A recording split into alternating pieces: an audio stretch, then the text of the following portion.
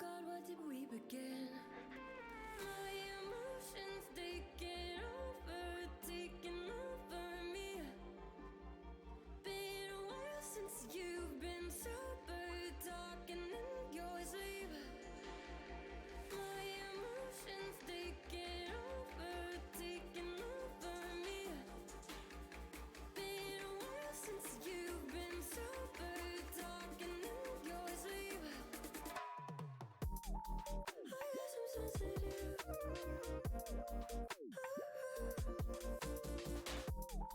I guess I'm sensitive.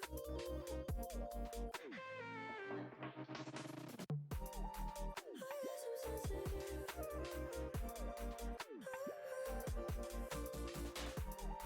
I guess I'm sensitive.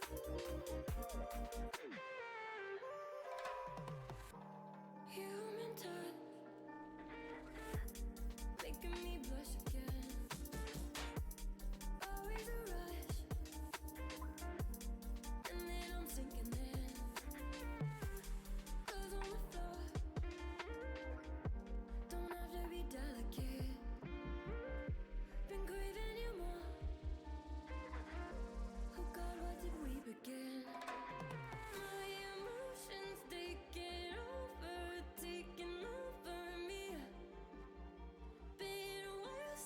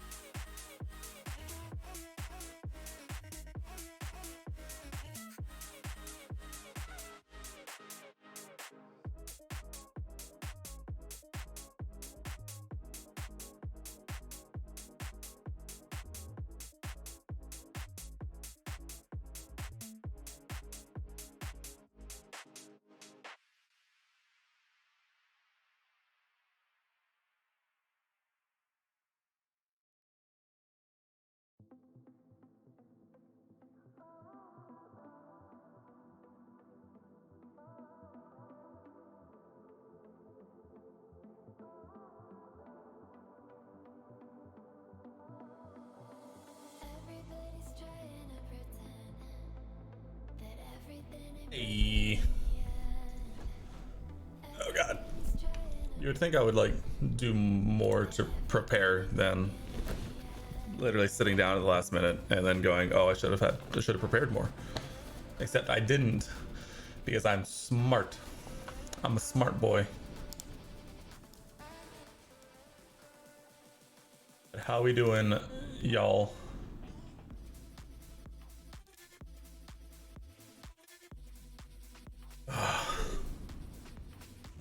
Today was a Monday. A Monday to forget, probably. But nonetheless, we are going to be doing some more F122, My Team career mode. We are continuously attempting to dial in the AI difficulty, as well as just get some more weekends in. We're a little behind, and I'm trying to get minimum 2 Grand Prix done tonight, minimum. I already have my YouTube video. My YouTube video went up today, covering Silverstone. Wednesday it's going to be the Austrian weekend that we finished up last week, which was awesome, by the way. And then I'm trying to get Friday's video done.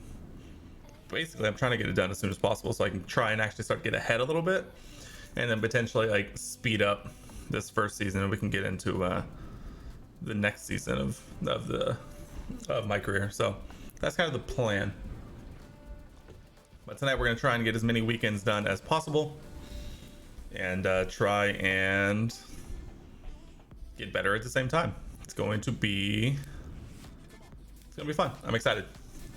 I am just giving the universe a minute here. I'm downloading something on my gaming PC right now, so we're gonna let it do that before we jump over and boot up F1. So how's everybody doing? Anybody have any fun? Anybody do anything fun over the weekend? Anybody got anything fun going on this week? I actually have a very boring week, and it was actually a relatively light weekend, which I appreciate as always. It kind of feels like over the last like 2 months, it's always been like go go go around here. So getting a nice chill weekend was super nice actually. So not complaining one bit. Wrap this up over here.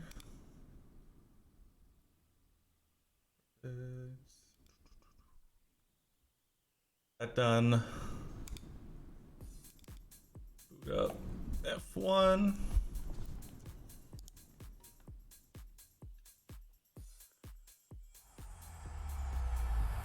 Bada bing. A Sports. It's in the Here.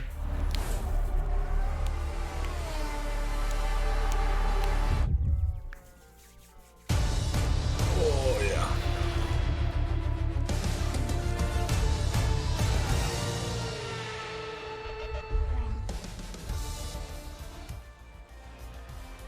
Can I admit one thing about the F1 theme song?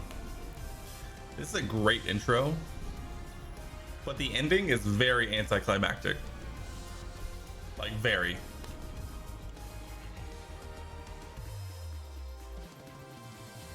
It feels like it just comes to a whimpering close rather than like this grand dramatic finish. Like, listen to this.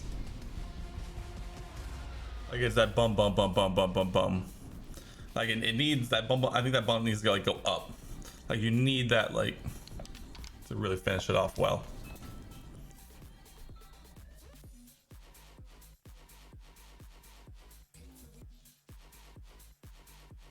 Okay. Continue my career. We are on round 12. We are officially on to the halfway point. Bad. Welcome back. How we doing?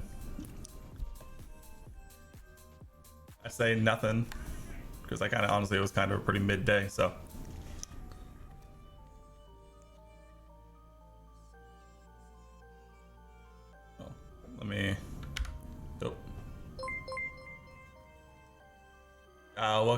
11 months.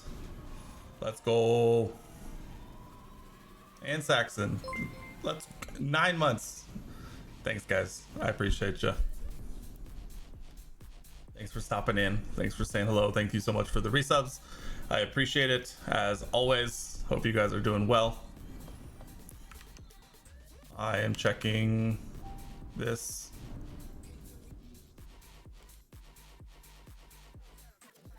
Yes, okay. Go back.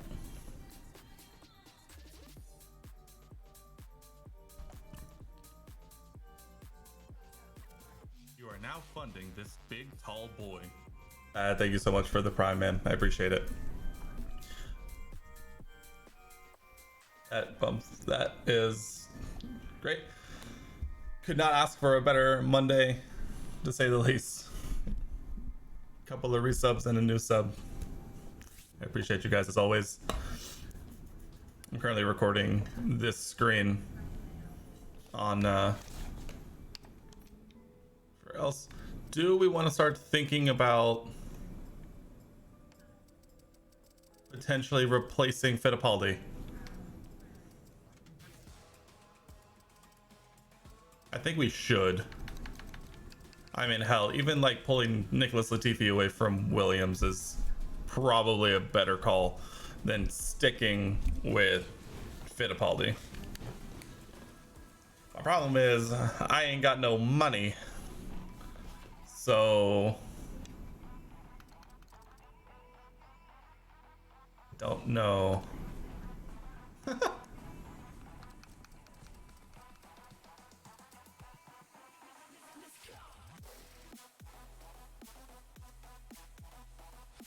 See? Do we dare go back to a another F2 rookie? Like, I mean, very timely. A very timely person to bring up, Oscar Piastri, who is, just saying, pretty relevant right now. There's what's his name? Am I blind or dumb or both? Dude, don't even have a Logan Sargent on here, dude. Imagine.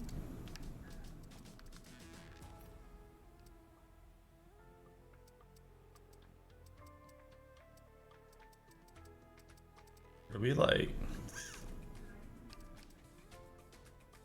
I don't know.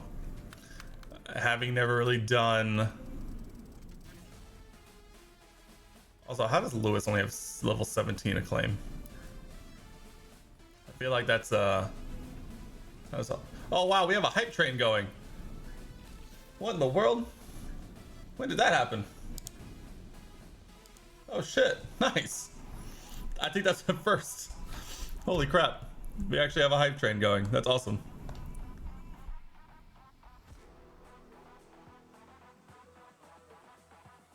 Look at that. I didn't even know what like the requirements are for that. Oh, let's see. I don't know if we're gonna be able to pull many people away from actual teams right now, mainly because I don't know if we actually have the pull for that. You completely forgot about Windows 11 existing. Yeah, Windows 11 is always that weird one for me right now, because anytime I like update either of my computers, I see it, where it's basically like your computer doesn't meet the requirements, and I'm like, oh, okay, cool. Does that matter to me? I mean, even Dan Tickton would be better. Looking over gaming PCs and saw it. Are they actually starting to like ship computers with Windows 11 now?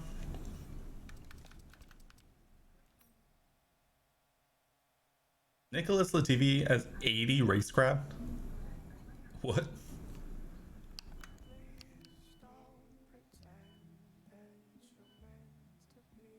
I mean, Schwartzman's not bad.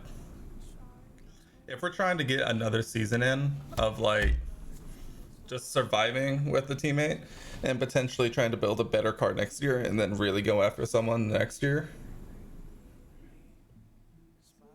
it may not be a bad call going with someone else.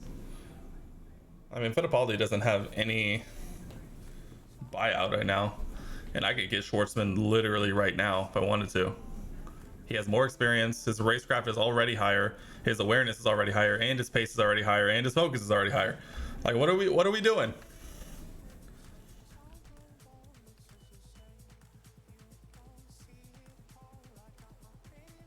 Aw. Let's approach Oscar Piastri. Let's see what happens. Here you can make an offer to your driver. The more you offer, the greater the chance of them agreeing to it. Be careful not to insult drivers, though. If you do, they might refuse to negotiate anymore with you in this negotiation period. I mean, he only wants $1 million. Well, you know, we want him. We'll give him the low risk. If we're going by realism, then probably Schwartzman. We're not going for realism here. Well, I mean, I guess we're going by a little bit of realism. Honestly, I think getting Oscar Piastri right now, I'm thinking I'm stepping outside the meta. I'm stepping outside the meta of the game. The clickbait ability of signing Oscar Piastri for a YouTube video right now is banger. And so, YouTube video, hello. Especially with what happened with Alonso this morning, which we have to talk about because that was absolutely wild. I have no idea what was going on with that. I woke up to an absolute wild thing with that. Already live on the verge of a major breakthrough and require your time in the simulator immediately. I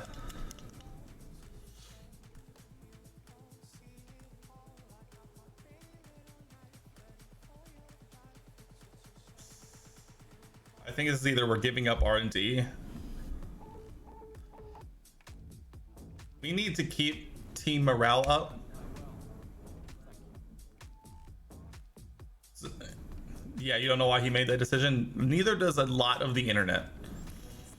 I think it makes sense in the fact that what he was looking for, like it's the entirely of the political side of it and 0% of the way to in terms of like the realism side of it, because he was looking for a multi-year deal with Alpine.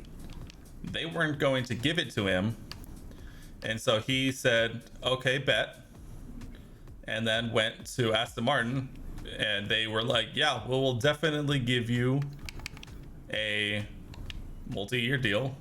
And I think that was kind of that.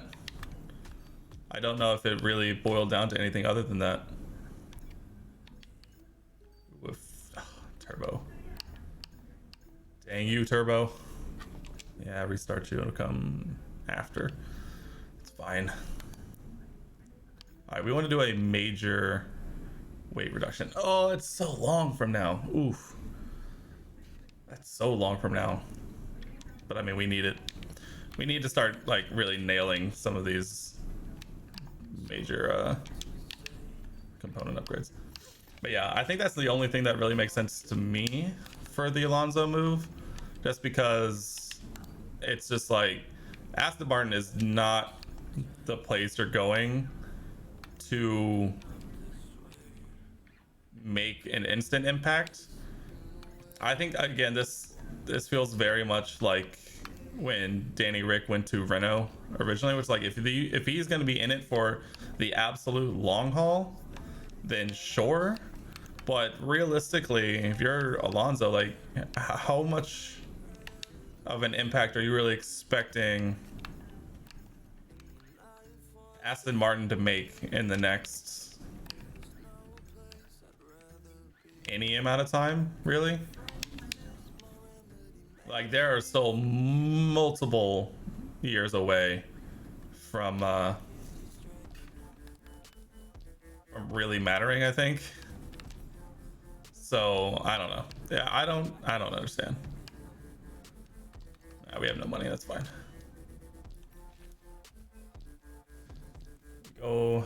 Getting our money.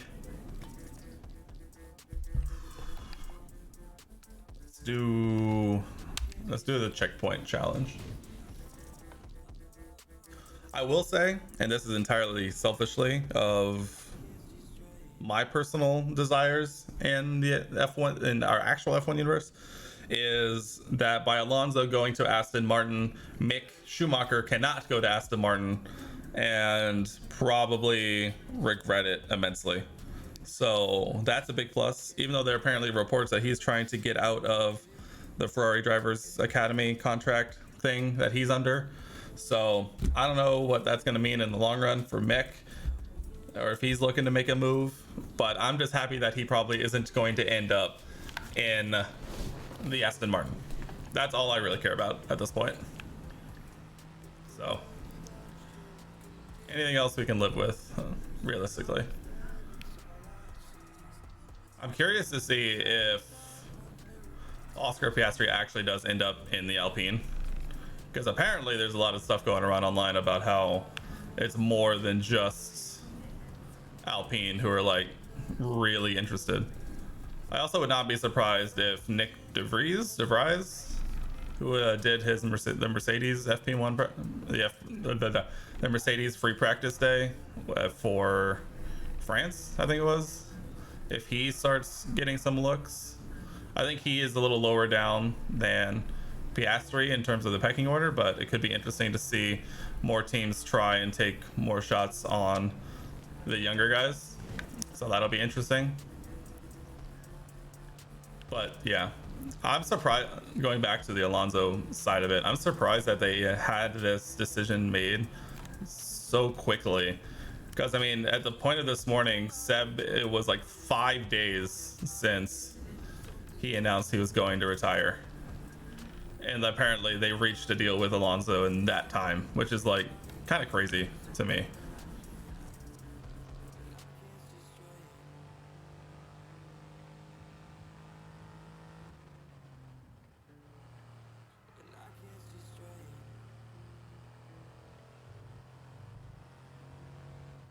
Also just realizing right now that we're at Paul Ricard in this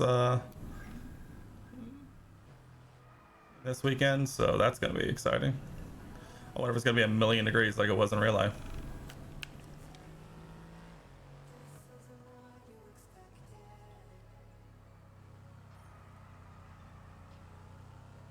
I'm just gonna keep going on tangents. Also, in case you didn't see my Twitter, Instagram, or the Discord this morning, I finally got the notification from Logitech that my steering wheel and pedals got shipped. Finally, after ordering it over a week ago, and forget them saying it was, you know, in stock, ready to ship. It took over a week for them to process that, and so that should be getting here on Wednesday. And so I'm hoping it gets here like during the day Wednesday, and then we can do like an unboxing for it and like a bit of a setup stream, and then kind of playing around with it, configuring, making sure everything looks good. Play some like ACC or Project Cars or something, just kind of dial in that and start to get used to that, and really to try and dial in the setup for that. So I'm really excited for that to get here. I think that's going to be a lot of fun, and I cannot wait.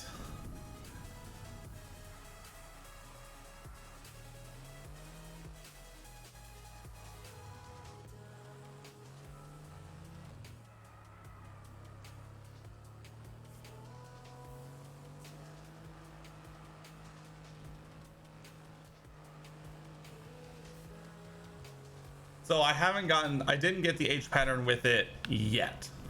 I want to try out just the wheel and pedals first to see how that goes, and then potentially pick up the shifter for it next. Because when I initially ordered it, it was like, oh, it's kind of like not just for F1, but like it's for F1. Oh, I think I failed. No. Oh. All right, we're gonna take the silver. We're gonna move on. I do want to pick up the H pattern with it next. The problem with that is I feel like at that point I'm gonna need a better situation here, because I could just do it to the side, but I don't know if that's gonna be like the most comfortable position for it. So I want to play with the setup with the wheel and pedals first, get that in a good spot, and then potentially start looking to add on to it from there.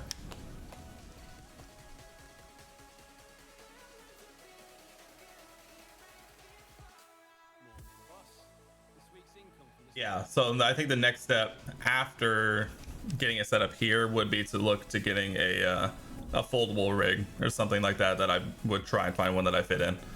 I'm 6'6", so we need to find a pretty decent sized one, I'm imagining. But I think that would be the next step, is a rig that can kind of fold up and go away, and then we can pull it out. And then at that point, we're trying to find a new stream setup, or at least a whatchamacallit, a thing, whatever it's called. What is the word I'm trying to, a configurable stream setup that makes it easy to like do that and find a new camera setup and all that stuff. So we'll see. We'll get there. We'll get there in time. This is just the first step. We'll get it all figured out for sure. Oh, come on.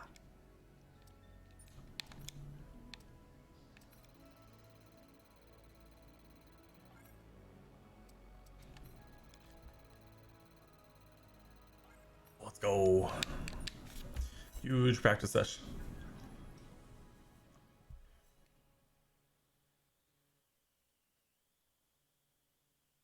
Yeah, I read that they were kind of on the loud side. I think I'm okay with it, honestly. My idea with going with the Logitech one was, from all the research, oh, come on.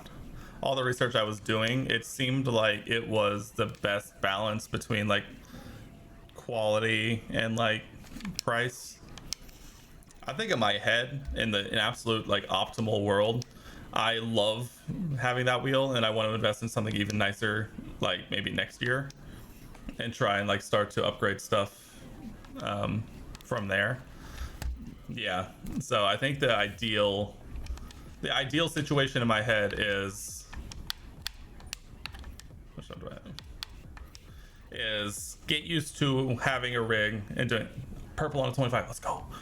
Get used to playing on a wheel and pedals and potentially the H pattern.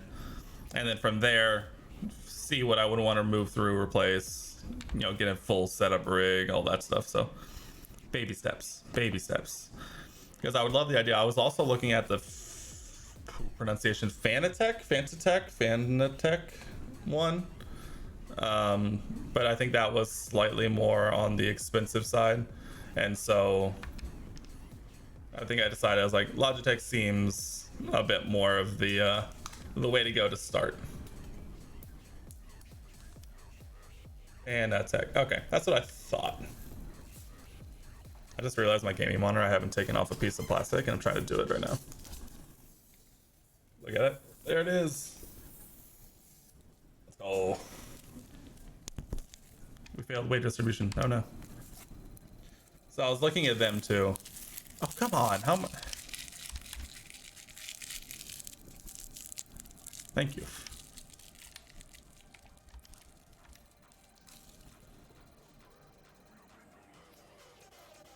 That's a dreams. That's a goals.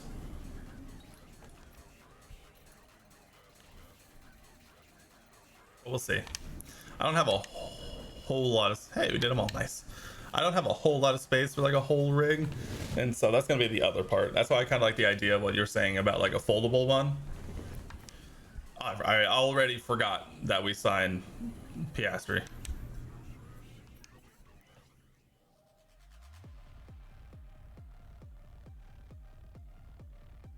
Cool. On to all right. So we talked about it last time. I raised the AI difficulty again to 1 below the hard moniker. So we're gonna see how it's at 59 on the highest level of medium, and then we'll see if we need to go to the lowest, back to the lowest level of hard. So we'll see. Yeah, space is like the biggest thing. I'm kind of in our like basement area, and so there's really not that much space. Like there's the wall here, there's a wall literally like 4 feet that way, and on this side I have the stairs, and then that's kind of it. And so we don't really have like a whole lot in the way of a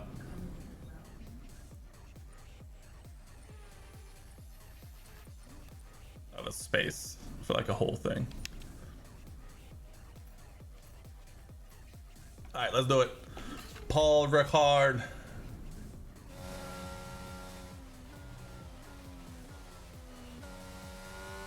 See how France treats us. Oh, sheesh.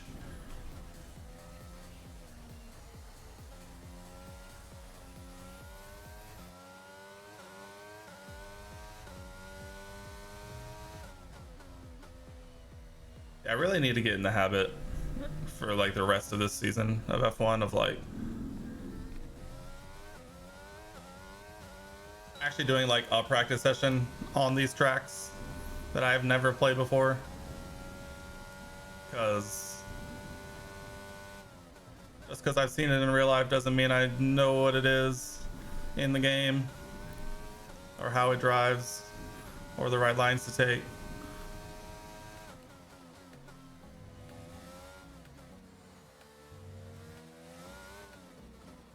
I am happy to report that playing on less traction control is already like feels like it's getting better, and I feel like it's holding me back less, so that's cool.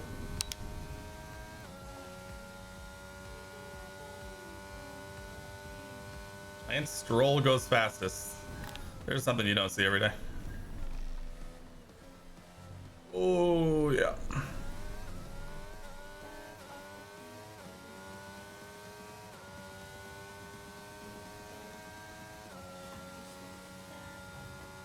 Hold it. All right, good. We can take that corner flat. That's exactly what we needed to see.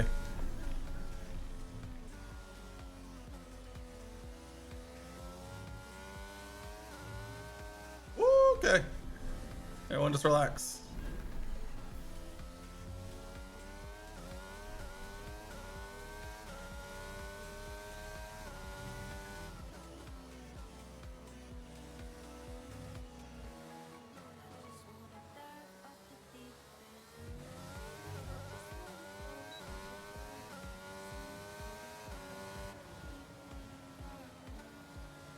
Oh, I was super far. I let go of the gas really far away from the yeah, let me see what you got. I would love to see an example, because I've just seen, if you look online, it's either like the most like impressive multi $10 million rigs or not. Alright, so we're going back out on the U set of softs I just did. Try and improve that time because there's a lot of space for improvement. And then we'll go back in. One more lap. Use set of soft or new set of softs.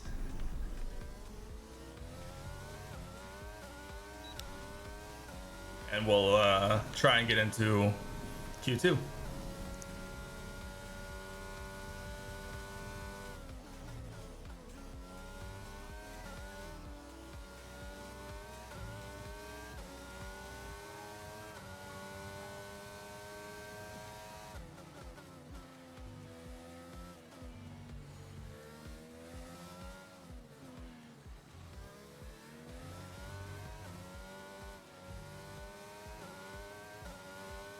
Okay, just 2 laps of fuel remaining now.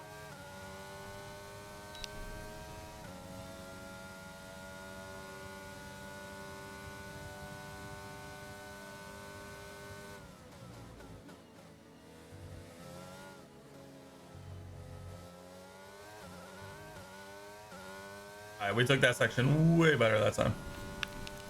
Like, infinitely better. And we take this flat still. Yes, we can.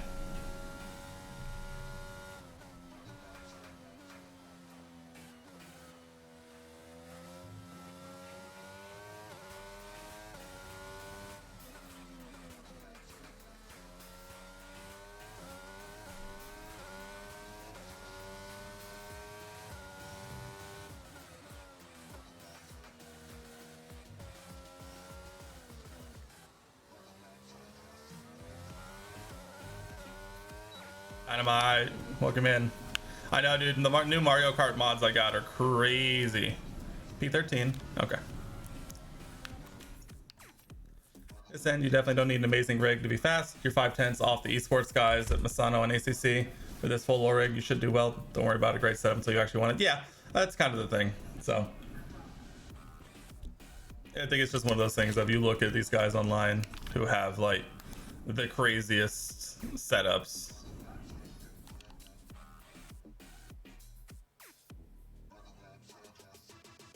K-Mag out there putting in work. All right, let's get this bread.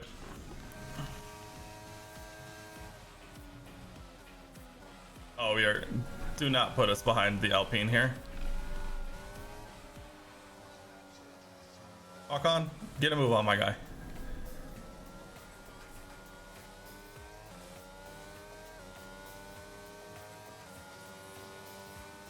We're gonna back up the pack here a little bit.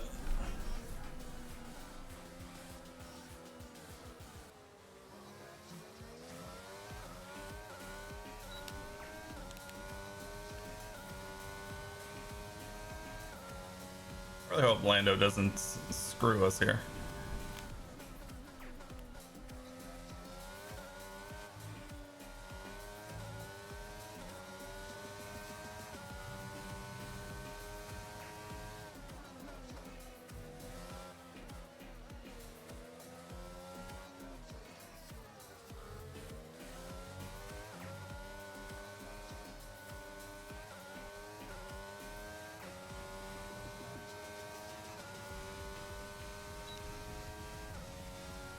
Laser chair, do you have wheels on your? So I do have wheels on this chair, but I also have it on a super thick rug, so it doesn't move. So I am not worried at all about my the pedal situation. I think I'm more worried about whether the pedals can grip this rug, more so than the chair moving. If that makes sense.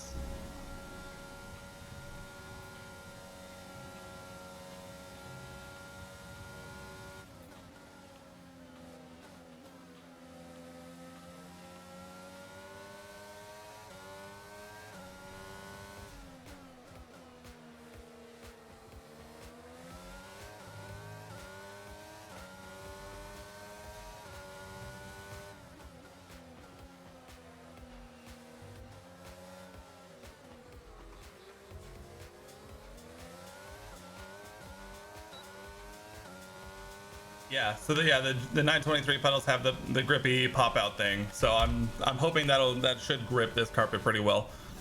15th, we make it out of Q3 or Q1. Let's go. On harder difficulty. We're like literally one difficulty below what I was playing on. So getting out of Q1 here is big good.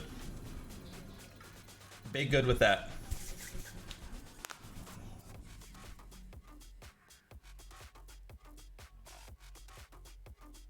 Max goes fastest, then Charles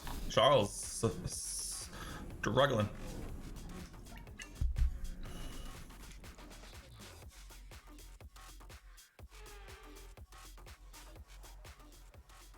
Could also put them up against the wall. Yeah, I've also thought my backup plan is running something between the back legs of my desk and then putting it up against that. Because really it's like my desk and then I have my gaming PC is like on the other side but on the floor, like right behind. So I guess I could put it up against my PC. I would just rather not put it up against my PC if at all possible.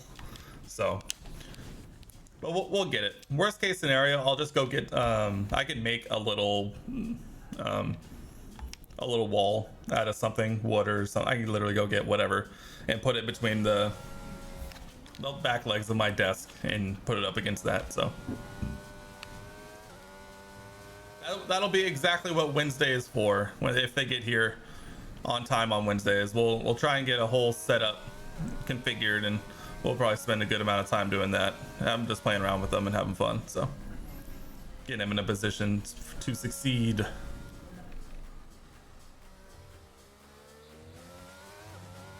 Literally have center blocks behind your pedals. Yeah, I mean literally, if it comes to that, we'll do whatever we got to do to make sure that those things do not move.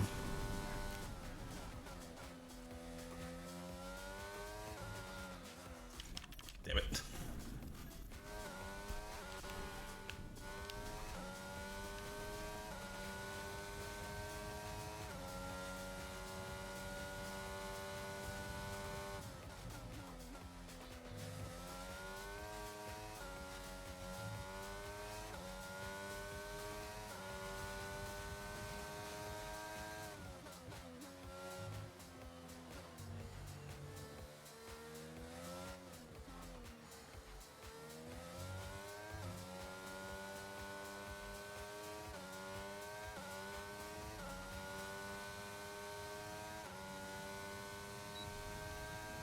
Posture tech, thank you.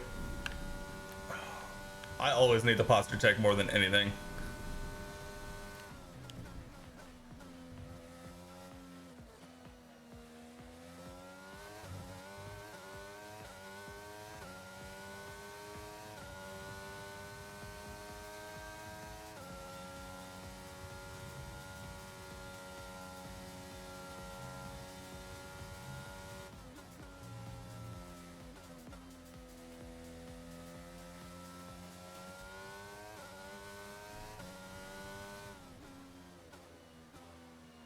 Oh, that's wide.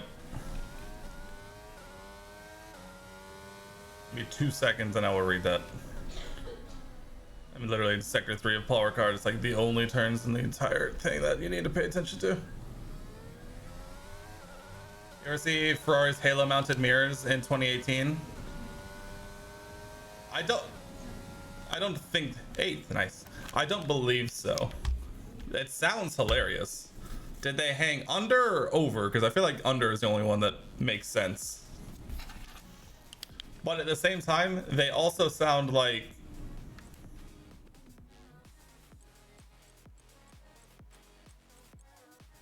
I don't think we're going to make it into Q3. So we're going to put on a fresh set of softs. And try and put in a banging lap right here. They hung off the side, but they used them as an aero advantage. So, okay. I think I heard something about them. I don't know if I remember them visually, like in my head, but I think I probably saw them in some video I watched about regulations that had to change from like crazy like things people would do for extra aero. That sounds familiar.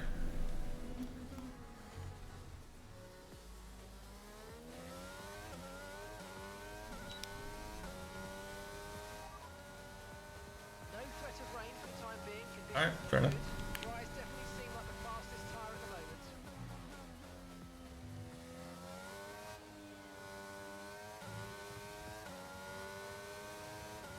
You know about the origin of DRS?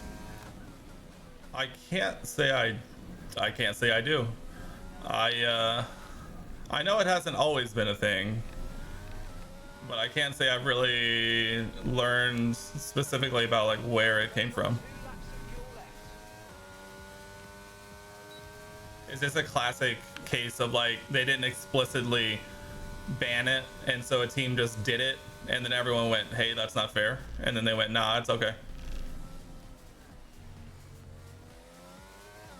That feels like one of those stories.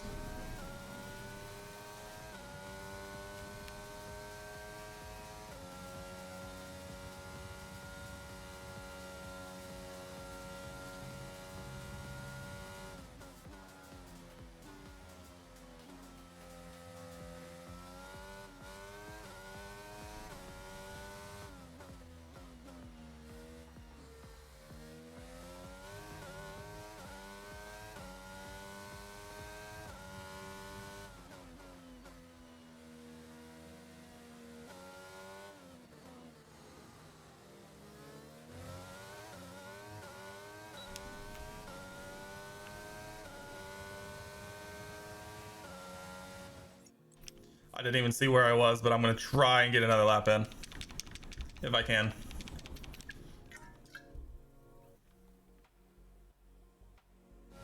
Because I do not believe that time is gonna hold up. We're going out on the used set.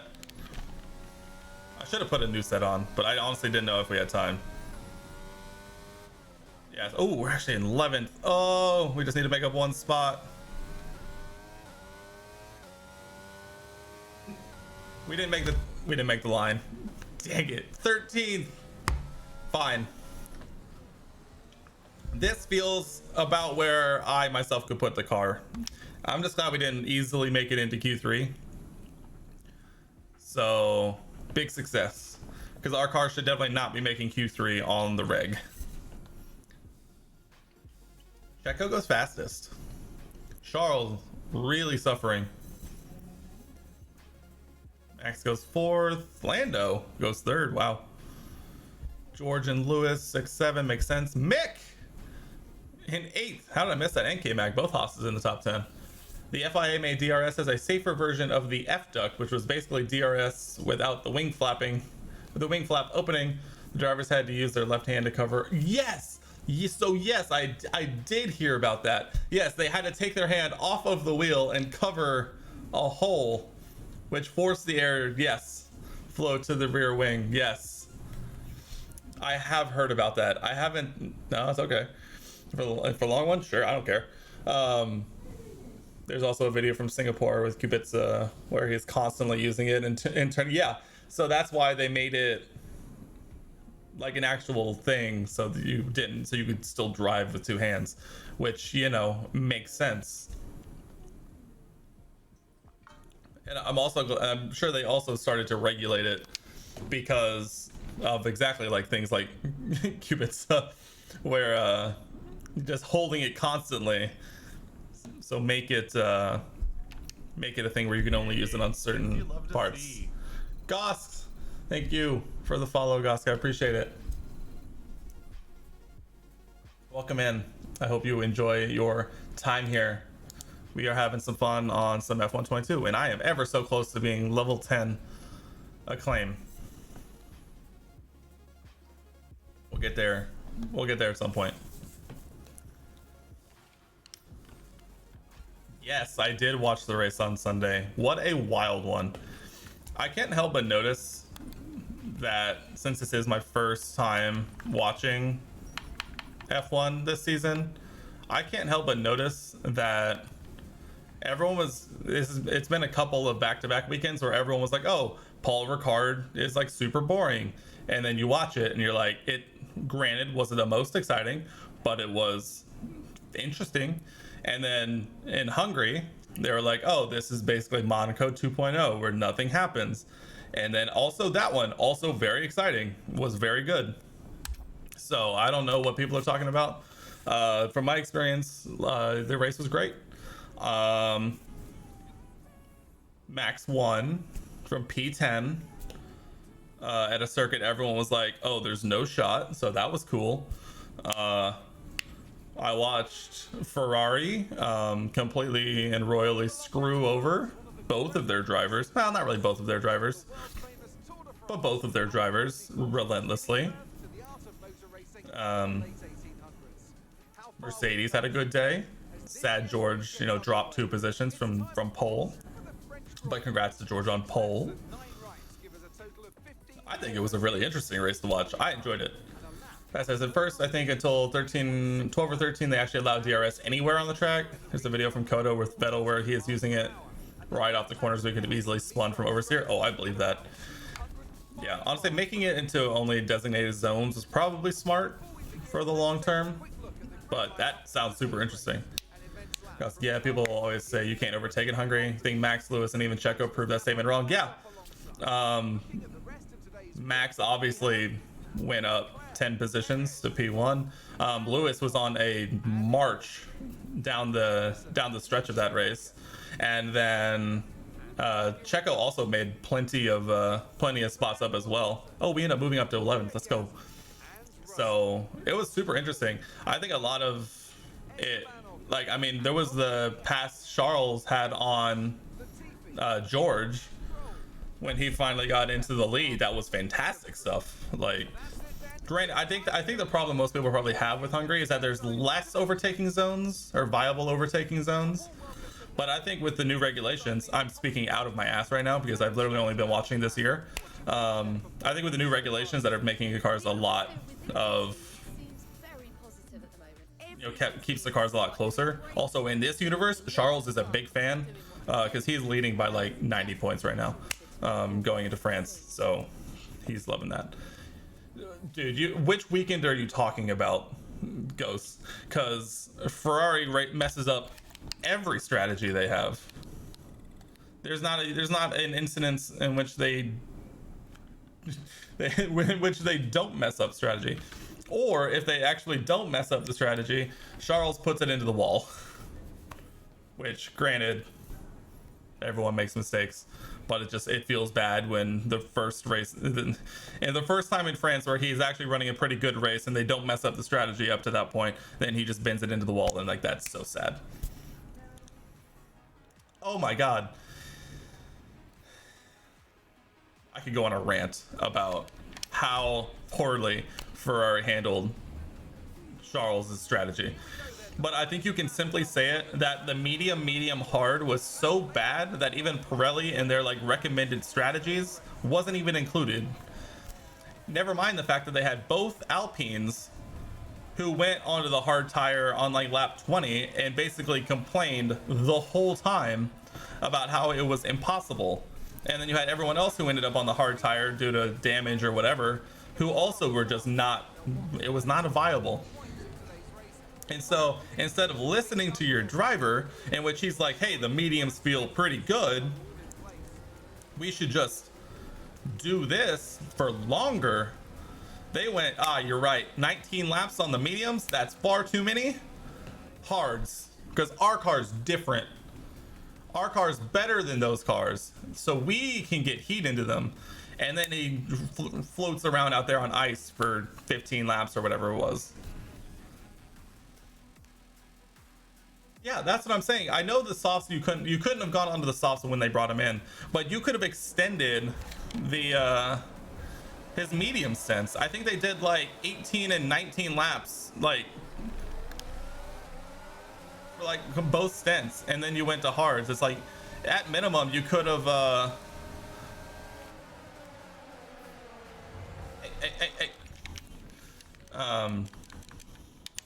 oops.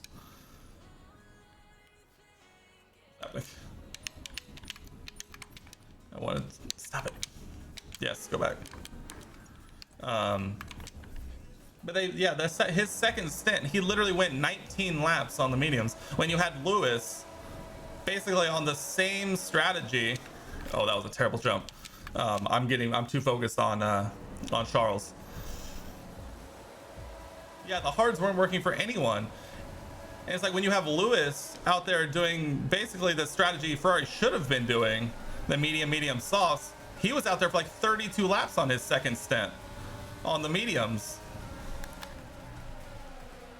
Oh, what a move on the outside, by the way.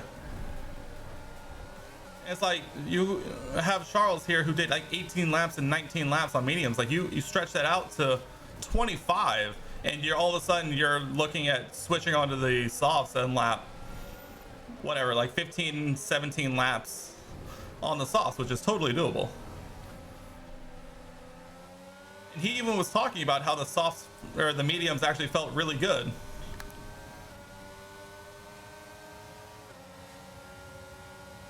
Using all of the ERS here, by the way.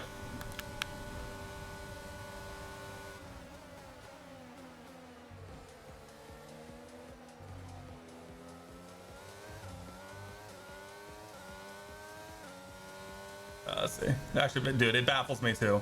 You think Max did 16 on softs and 230? Yeah, exactly. Like Red Bull did Red Bull start on the softs? I can't remember if Red Bull started on the softs.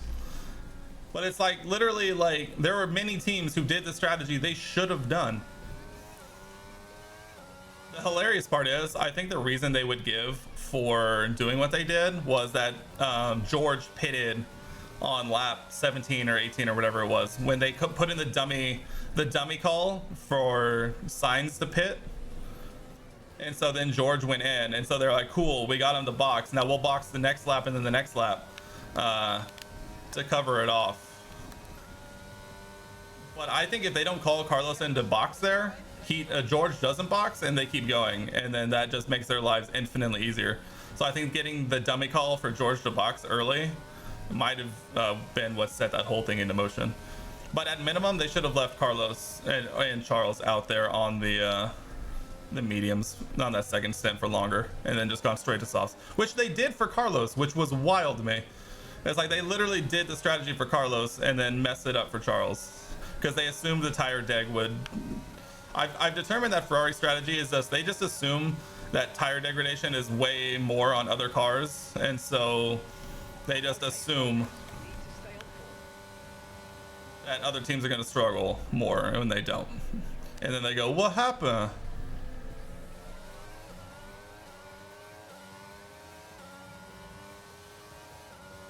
Oh my god. Oh, Mattia's comments about, oh, the car just didn't have pace when you have Charles out there on the mediums in his first stint flying. Absolutely flying. And then he's like, oh, the car just didn't have the pace. And then you look at the pace and it's like Charles was like the fastest in the first stint and then goes on to the hards, and all of a sudden he's like 6 seconds off the pace or something stupid. It was like weird. I wonder what changed. That car lost so much performance out of nowhere. Who would have thought? It's just like, I think I saw a TikTok which was basically just like Ferrari can't get out of their own way, in which they look at the data and they go, this is what's going to happen, and then things don't go that way and they're like, cool, we need to do this, and then they just get baffled when things don't go exactly how they plan, and they just don't look at the race as a whole, and it just, I don't understand. Like Charles not having pace when he pulled off that move on George, it's like I would love to see an overlay cut of Matthias saying the car just didn't have pace overlaid with that overtake on George by Charles, because I think that would bang online. Honestly, I might do that. Okay, Joe! information on Joe for you. Oh no. Looks like the problem's terminal. They're retiring the car.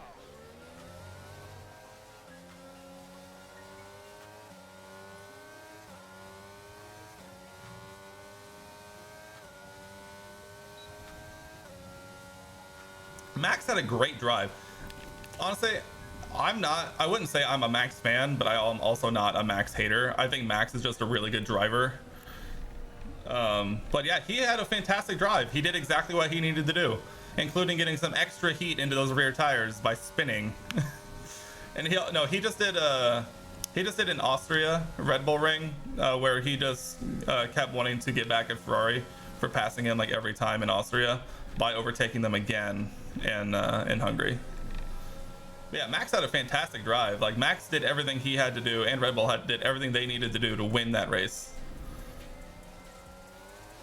You can also say the same thing with Mercedes and getting up and getting there 2-3. Like Lewis did absolutely everything right to get up into second. Like they just did everything right, and Ferrari just can't figure out how to do that, and it's wild to me. Yeah, I don't, since I started watching this year, it might have been different if I started watching last year with the fight that they had last year. But since I started watching this year, it's like I don't really have any major opinions on Max. Oh yeah, fantastic car control. Crazy car control.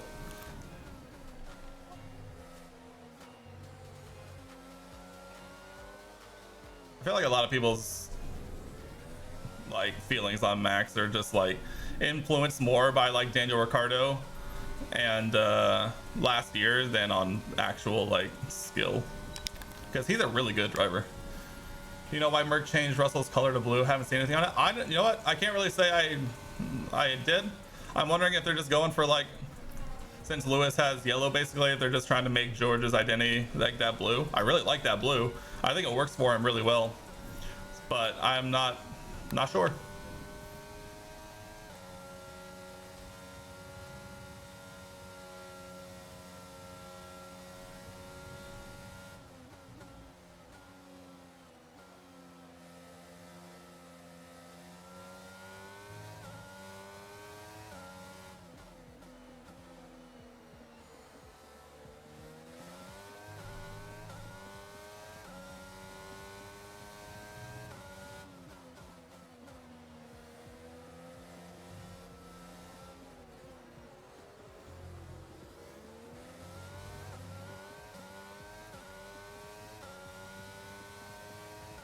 Because I think it's more of that. I think he sees Lewis having like the yellow thing, and he wants like a more recognizable color for his own, because I don't know of too many people that have like that kind of blue. It also does fit with the team color better. I think George is more of a blue guy than a red guy. I think blue is just more of his color than red, so I'm glad he made the switch for whatever reason it ended up being.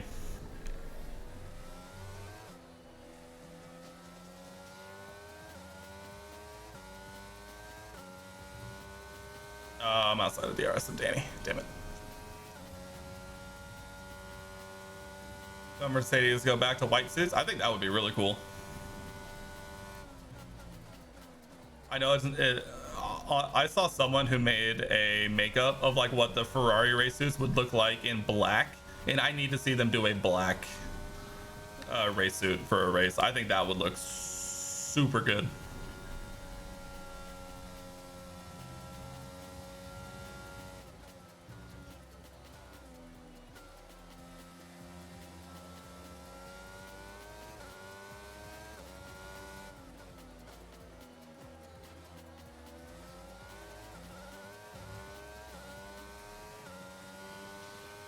Ooh, that would look really good, Ed.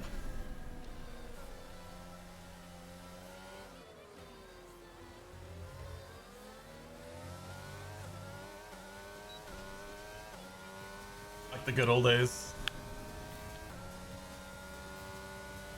Little Nico. A little late on the brakes.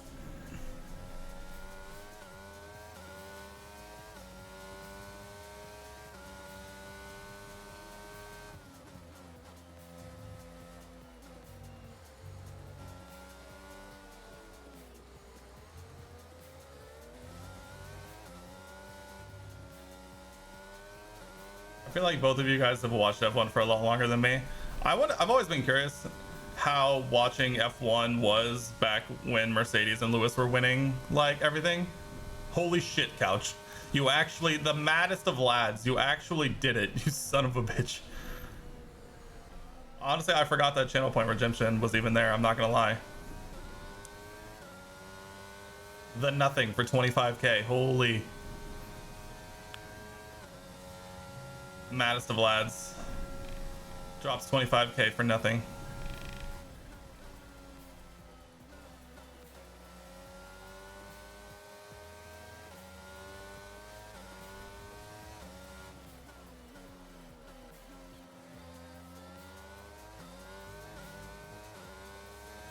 No, it took you like 6 months. Yeah, that'll do it. I need to like do some more channel rewards points and stuff.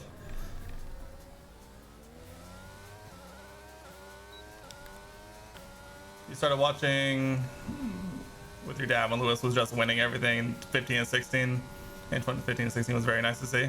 That's fair.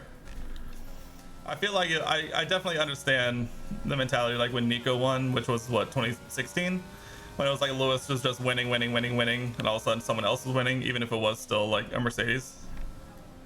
At least it was, you know, not just Lewis.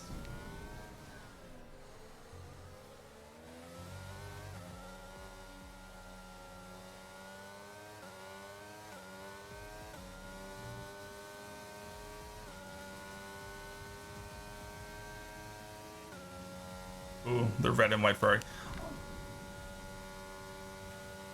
That's why you didn't. That's why you really wanted Max to win last year. That's fair.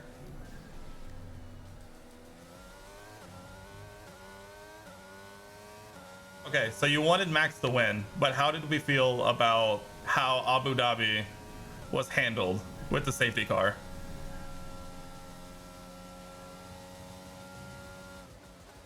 It's honestly my favorite thing to ask people right now.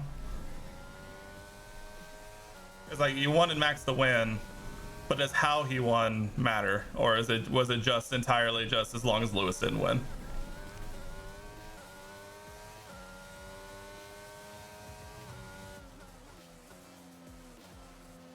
Either answer is totally acceptable, by the way.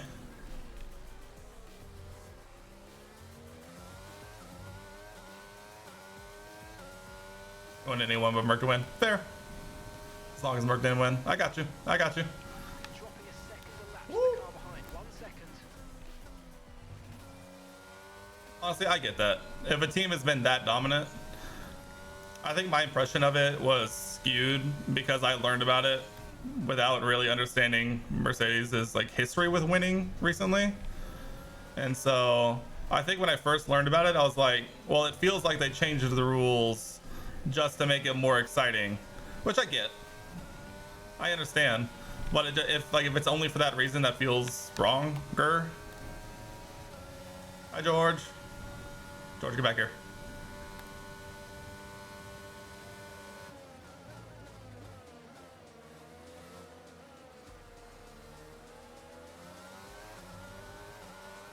Feel bad for Lewis, but Max deserved it. Max couldn't really control what happened. I think that would have been very unfair to take. See, and that's always been my thinking too. Is like Max didn't do anything wrong. It was more about how the race director was handling it, more than anything. Like Max just did his job. I mean, he didn't really had anything to do with it. Woo. And so, yeah, you can't really take it away from him, but at the same time, you can question like the decisions that were made to allow that to happen, kind of thing. So it's like, I don't know. Like when I first learned about it, it made me kind of feel bad for Lewis because it felt like very much they were like changing the rules on the fly. But it's not like it's not like I pushed those feelings onto Max or anything. Exactly. Like Max he got put in a position that was advantageous, and he just did whatever he had to do. Which is like, what more can you really ask?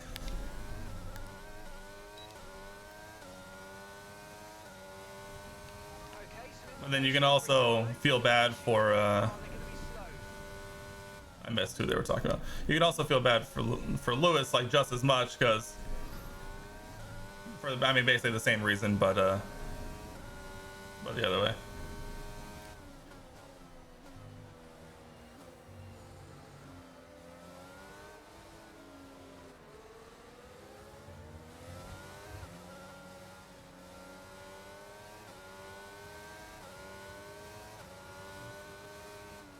Damn it. Pantera Team Asia never ended up joining F1. Zero reference. No idea. The team didn't join though? That's sad.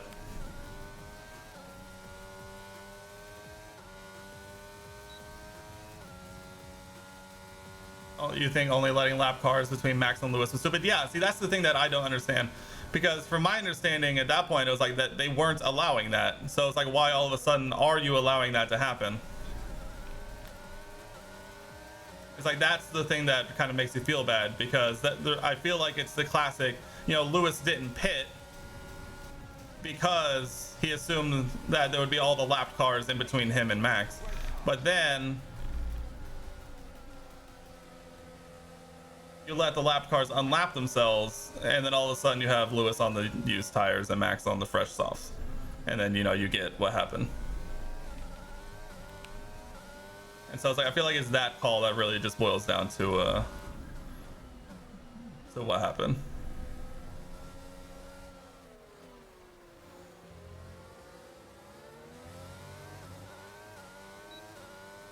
Porsche apparently bought 50% of Red Bull.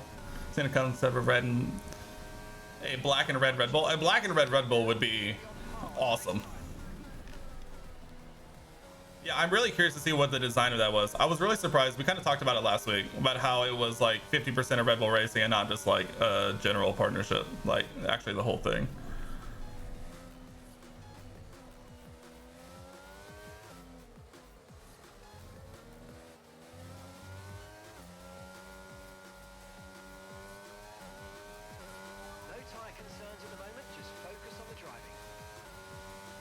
Audi are supposed to be joining McLaren? I thought Audi was joining with Alpha. If they join with McLaren, that would get really interesting.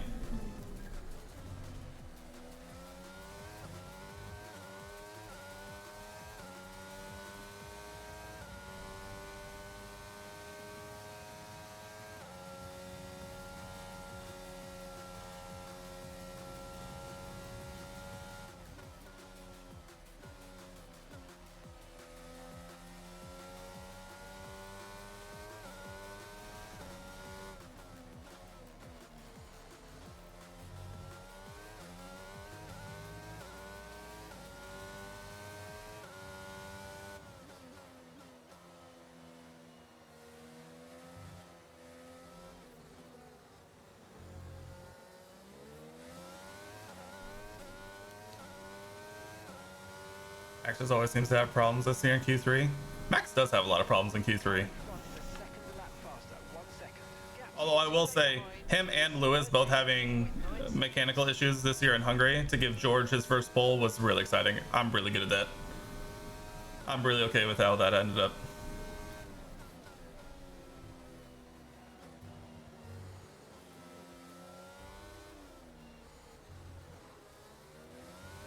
Yeah, I feel like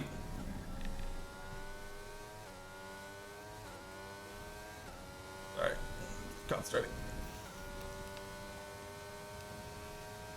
Yeah, it really feels like all the people who you would expect to be better in quali, like Max and Lewis, just like, haven't had it this year in quali for whatever reason.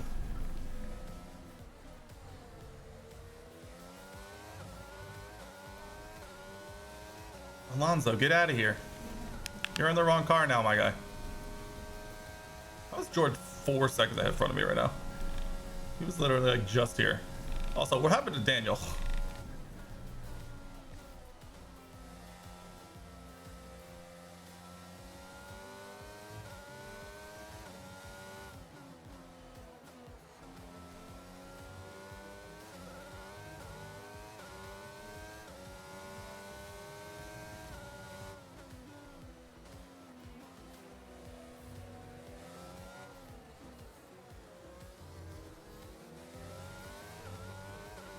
I don't know if Red Bull needs to change their playing before Spa. Yeah, that's another huge thing. That could impact a lot going forward. I'm really curious to see what happens with all that.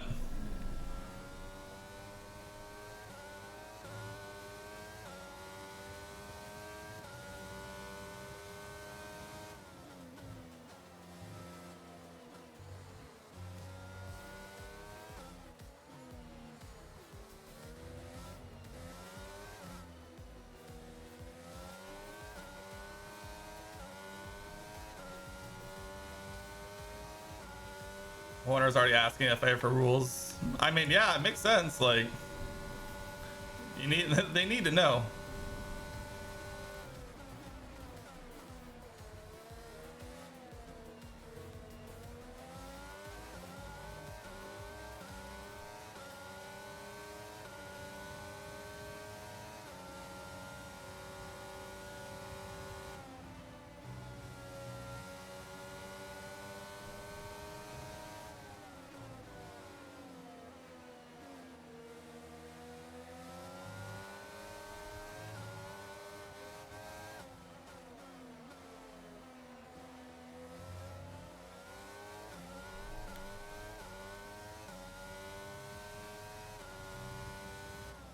Oh god, I forgot where the pit was. I'm not gonna lie, I forgot where the pit was.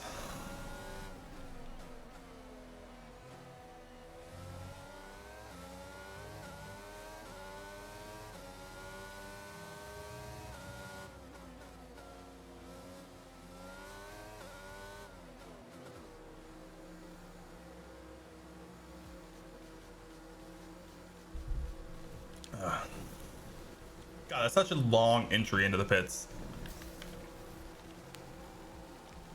Oh my god, we're all the way at the end. Alright, no mistakes. No mistakes. Oh my god, we are literally at the end. Holy. That was a fantastic. Let's go. Oh. I was hoping we could I'm hoping we could get out in front of Alonso. Look after these tyres now and we'll finish the race on this compound. Alright, 14 laps to victory. And by victory, I mean we're gonna try and get points. Okay. I always forget that the hard tires are literally ice coming out of the pits. Literally ice coming out of the pits. Up to speed now. Let's get some heat into those tyres.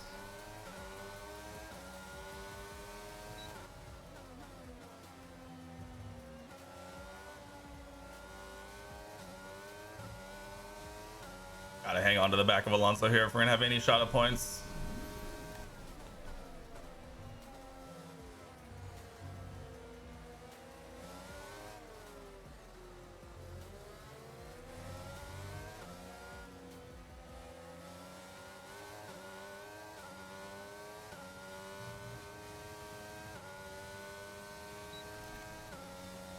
Yeah, tire blankets are going away too, which is going to get super interesting.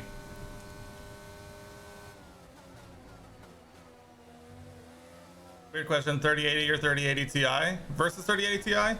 I mean, if you got the money for the Ti, I say go for it. I have a 3080, just straight up, that I'm super happy with, so I have no complaints. I think it honestly kind of comes down to like what you're really planning on using it for, and if you really need that little extra like difference, or if you can get away with less.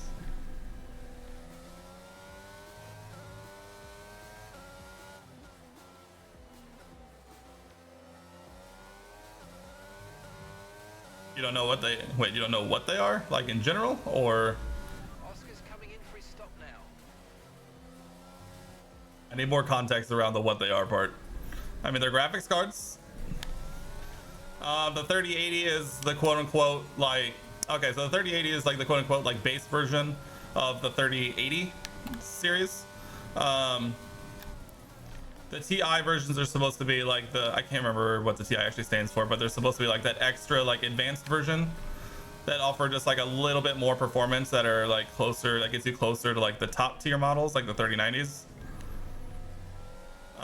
For me personally, I didn't even bother waiting for the 3080 Ti's to come out. I just stuck with the regular 3080, just because the performance difference really isn't that different.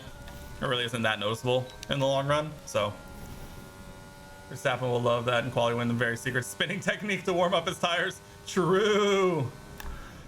Well, yeah, I think that's going to make qualifying super interesting, because you're going to have to spend much more time out warming up the tires before you can really get in a good push lap. That's going to make qualifying super interesting.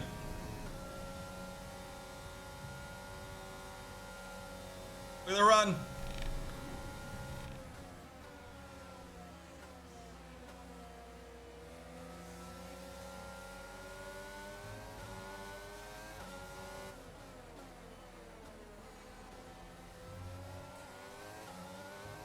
Max goes fastest. Interesting.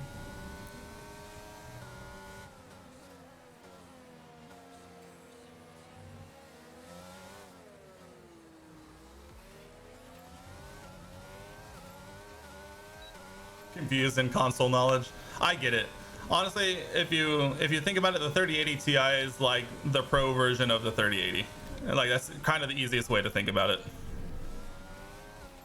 It's more expensive, but it gives you like that slight bump in performance. But it kind of just really would come down to if you have the extra money, and two, that little bit of extra performance, that really makes the difference. I don't think so personally, but it all kind of comes down to the individual.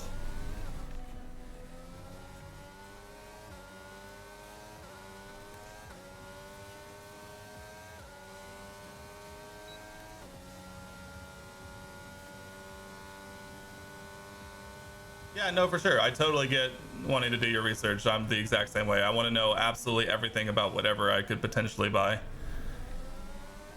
Basically, I think the important thing to keep in mind when you're looking at building computers or buying a pre-built is just kind of, understanding and being really honest with yourself on the level of, what you're wanting to be doing with it. And that'll really impact, more impact what you should get more than money. Like my first PC, which I'm currently using to stream, I went like pretty budget for a lot of it, just because I knew it was the first one I built, and so I knew I didn't need to be anything absolutely insane. I also didn't have the money to go absolutely insane like I wanted to. Your Yukon potato is performing well. You don't need a TI. Exactly. Okay, you're within 1 second of the car ahead. Get ready. Do I think Max can break Lewis's records for wins and poles? I mean, I think he's definitely good enough. It's a great question. The problem is Max has not been a great qualifier this year, and so in terms of like poles and qualifying, I don't know. I guess it really kind of depends on how he responds the back half of this year and then going into next year, but he hasn't been great in qualifying. His race pace has been amazing, but his general like qualifying has been a little below average. But I mean, he's still super young too. Like that's the thing. It's crazy. He has so much time left, and if he just like keeps going at the way he is, like he'll definitely be up there. I think at this point his trajectory is definitely up there with Lewis Hamilton, Michael Schumacher, you know, Sebastian Vettel, like all of them. He's definitely going to on the trajectory to be up there. You don't want to do too much, but you also want good performance. I get that. I'm the same way. I have a really bad habit of slightly overspending for the sake of performance, but just keep doing your research. I think is the easiest thing to say. So you can hit a lot of stuff once, like 50 AI.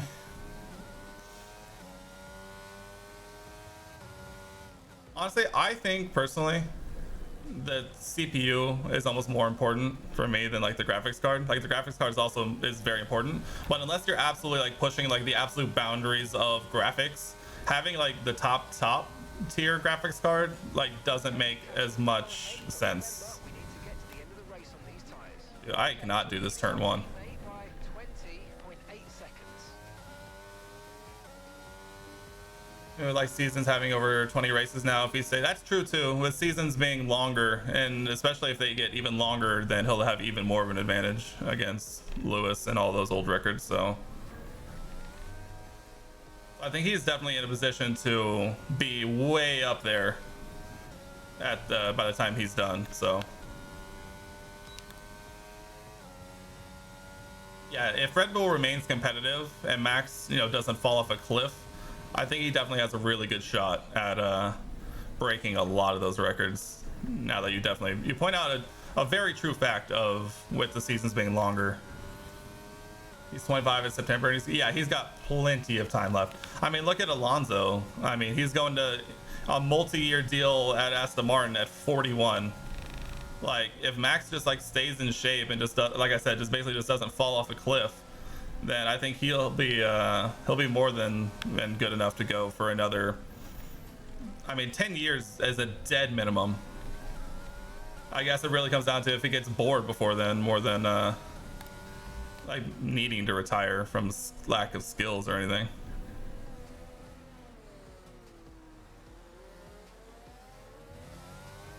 Maybe the goat Tiffy will awaken by then and he'll just be forced to retire.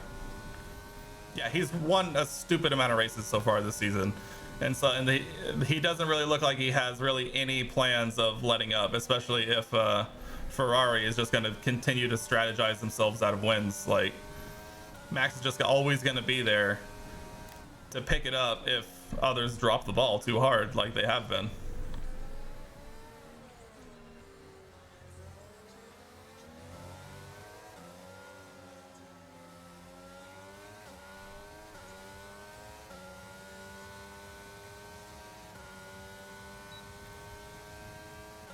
We'll do more cores on the processor. So the more cores a processor has, it gives it more brains. So you can give more tasks to more cores, and you can spread the load out to reduce the performance drag on having less cores. So a good way to think about it is it's a lot easier to hold a gallon of water in 10 cups than it is 5 cups. You could still do it with 5 cups, but it makes it a lot easier with 10 cups. I kind of made that up on the spot, and I think that's actually like a banger way to describe CPU cores, not gonna lie. Ghost, I'll read yours here in a second. Sector 3 of Paul Ricard is my nightmare, trying to get Alonso on the opening straight.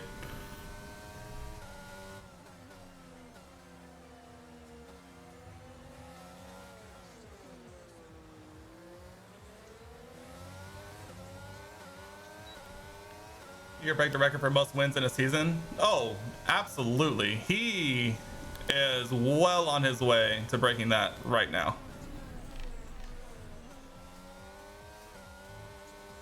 Yeah, he's won a ridiculous amount already this season. And like I said, just does not look at all like he's slowing down. I mean, Mercedes looks like they're going to be more competitive, but right now they're just not fighting for wins. They're fighting for podiums pretty consistently, but they're just not in the position to be fighting for wins right now. And Ferrari is Ferrarying, so there's that. 5 to tie, 6 to beat it with 9 races left. I mean, he could do it. I think it's probably more likely he ties. I mean, honestly, I think we'll get a great look at it on the first race after the break. Because if Ferrari looks like they actually Ferrari is going to be the deciding factor. We'll just say that. Absolutely, that's what I'm here for. I've done a lot of research on computers, and I have a degree in computers, so I would hope I would know at least a little bit about how they work. Granted, it's on the software side, but hardware kind of goes along with it.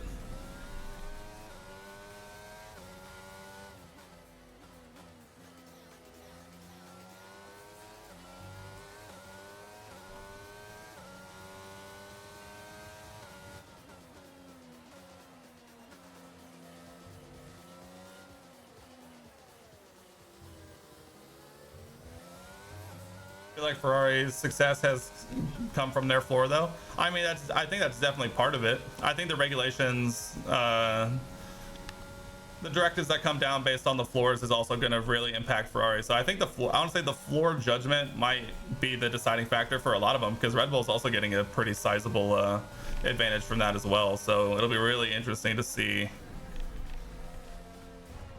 what happens. Alonso. I can't help but notice that Alonso passed me off the track, and it is not giving me the place back. I have a complaint, game.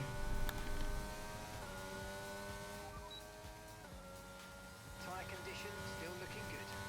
Saying he doesn't win another race this season, but will save 18 wins in 2 seasons. I needed to do that. Saying that he doesn't win another race this season, he will still have 18 wins in 2 seasons. That's so good. That's so ridiculously good. Like, insanely good. It's crazy.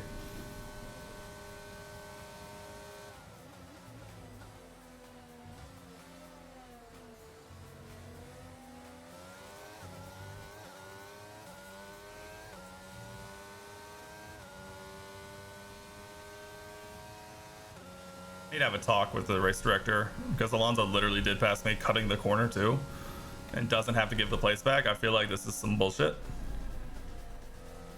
and I have some feelings on this.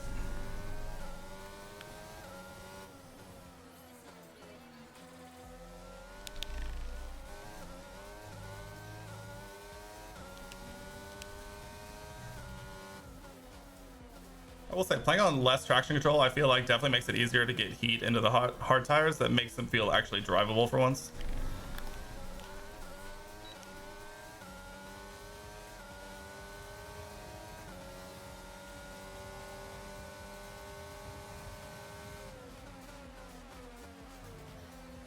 I'll take that place back, Alonso. Thank you very much.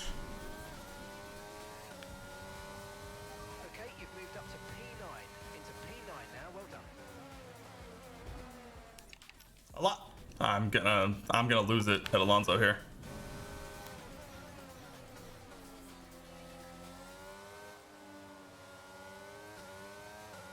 There's so many times this year. Let me read that on the back straight here.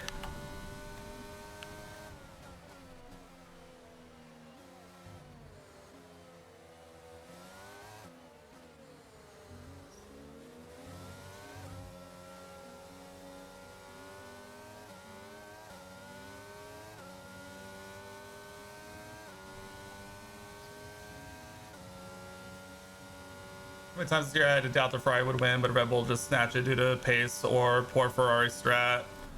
Monaco, dude, Monaco was a whole thing. Holy, Monaco was absolutely insane for Ferrari. Hungary, Imola, mistake, Azerbaijan. I'm like, yeah, Ferrari's reliability issues are definitely another thing that is really holding them back. Baku, Azerbaijan was an absolutely heartbreaker for both of them. Like, both of them go out. Didn't like 4 Ferrari power unit cars go out in Baku or something? Like, it was something crazy. Like, everyone on the internet was like, eeh.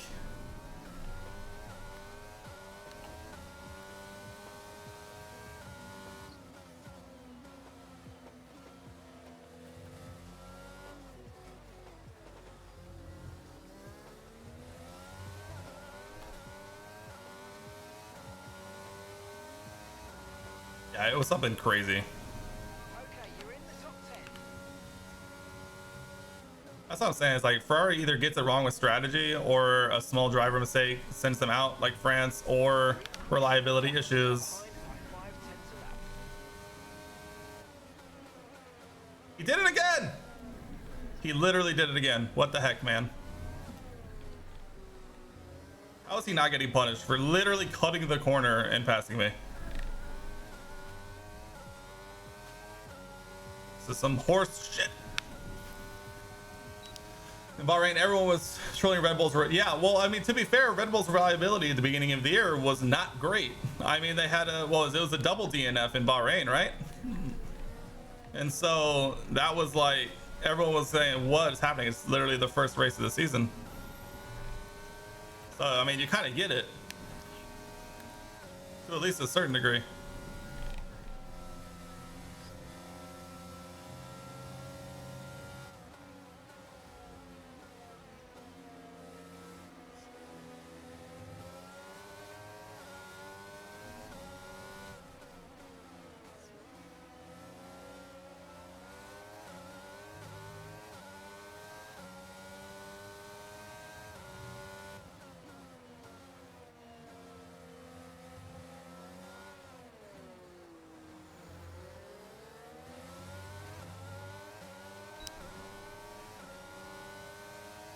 Yeah, Bahrain was trolling in the hospital. Yeah, I read that already. Sorry.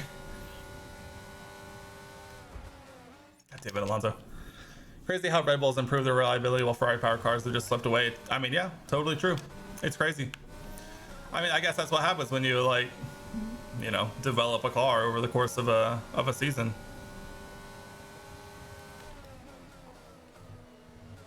That's fine.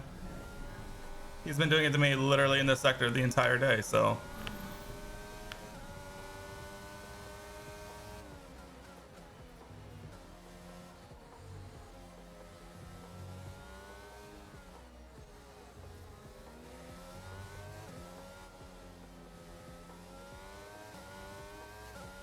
Yellow flag.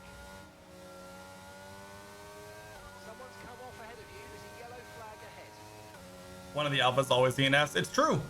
Alpha is at a really, oh, K-Mag's out.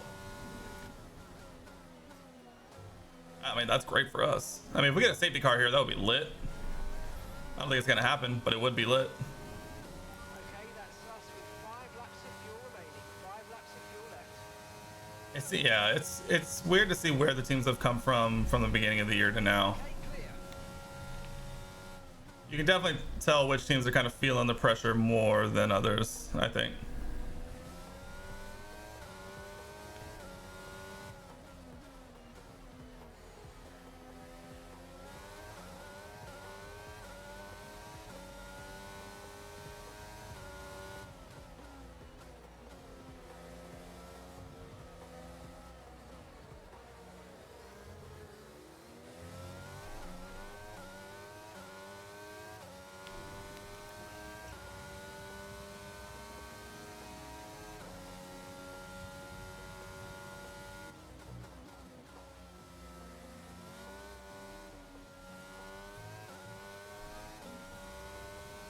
Thought Alpha would have performed well in Monaco because smallest and lightest car. That's true. It's true. But I feel like Monaco, more than any other track, really just comes down to who has the balls to put in the lap they know they need to put in to qualify well, you know.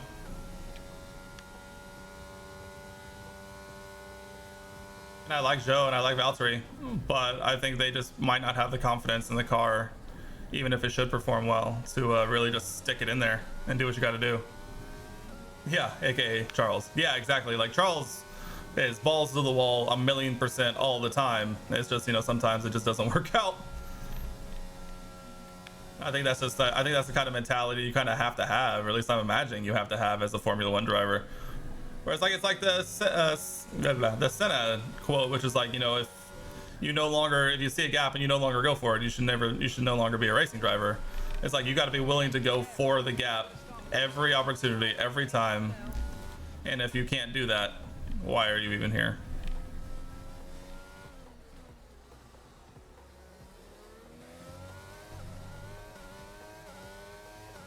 Exactly. I mean, yeah, that is the big difference. Is Charles is definitely prone to make slight mistakes.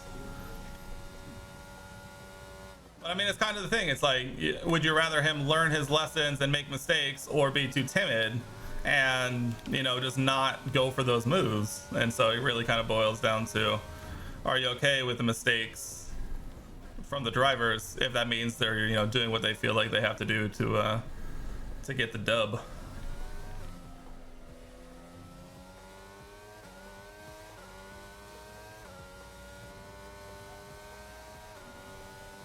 So I don't know.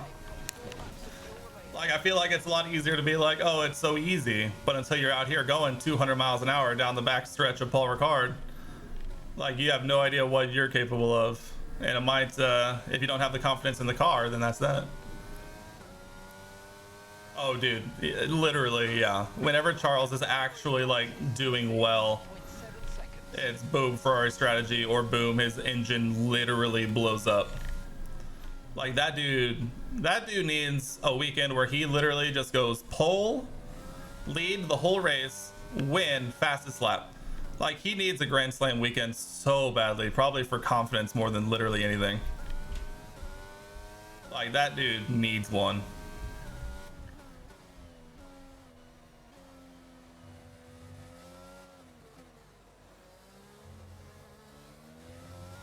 Oh, that was something.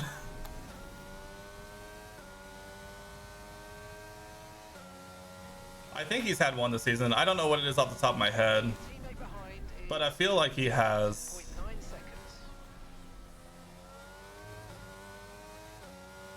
Yeah, I think Max has too. Yeah.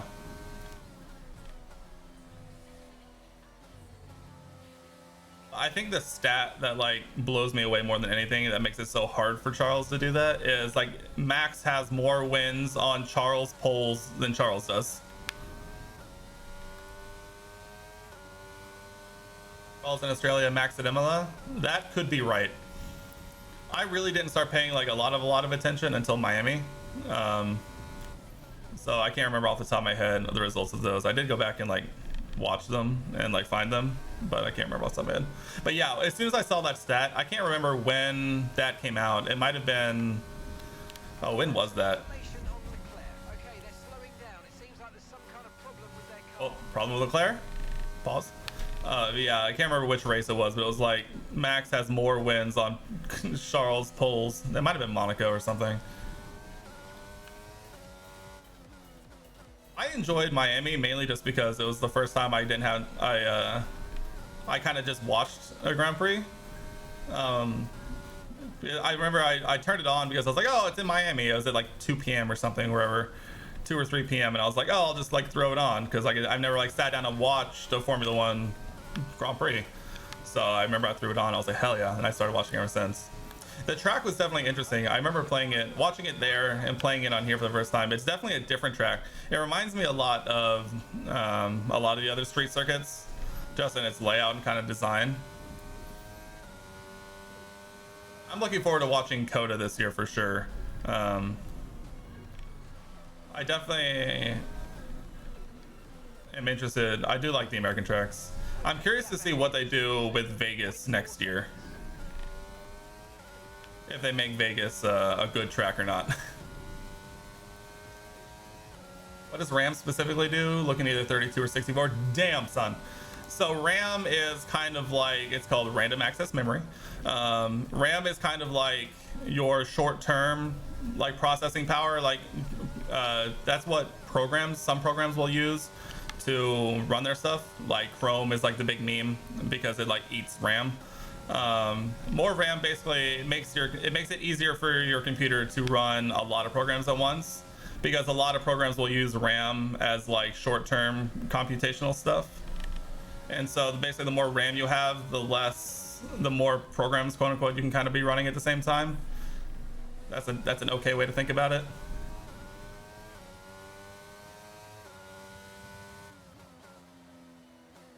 I run 32 gigs of RAM in both my computers, and I've never really had a problem, even though I have been thinking about updating to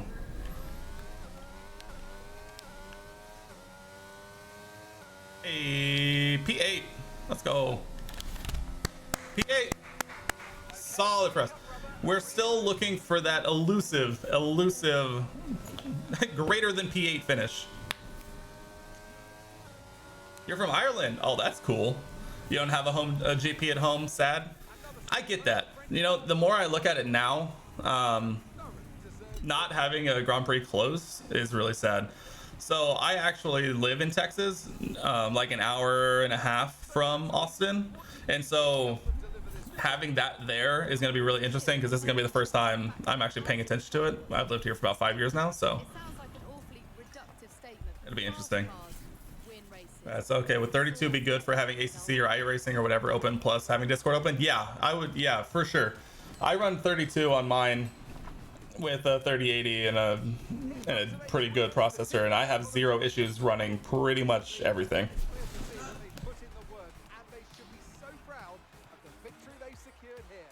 Max wins, Checo P3. No, wow, Red Bull 1-2 followed by a Carlos P3. Wow.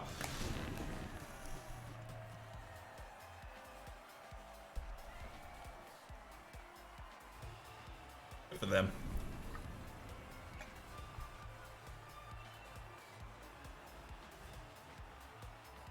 Processor is confusing to me with how much stuff it says. Yeah, processors can be pretty confusing.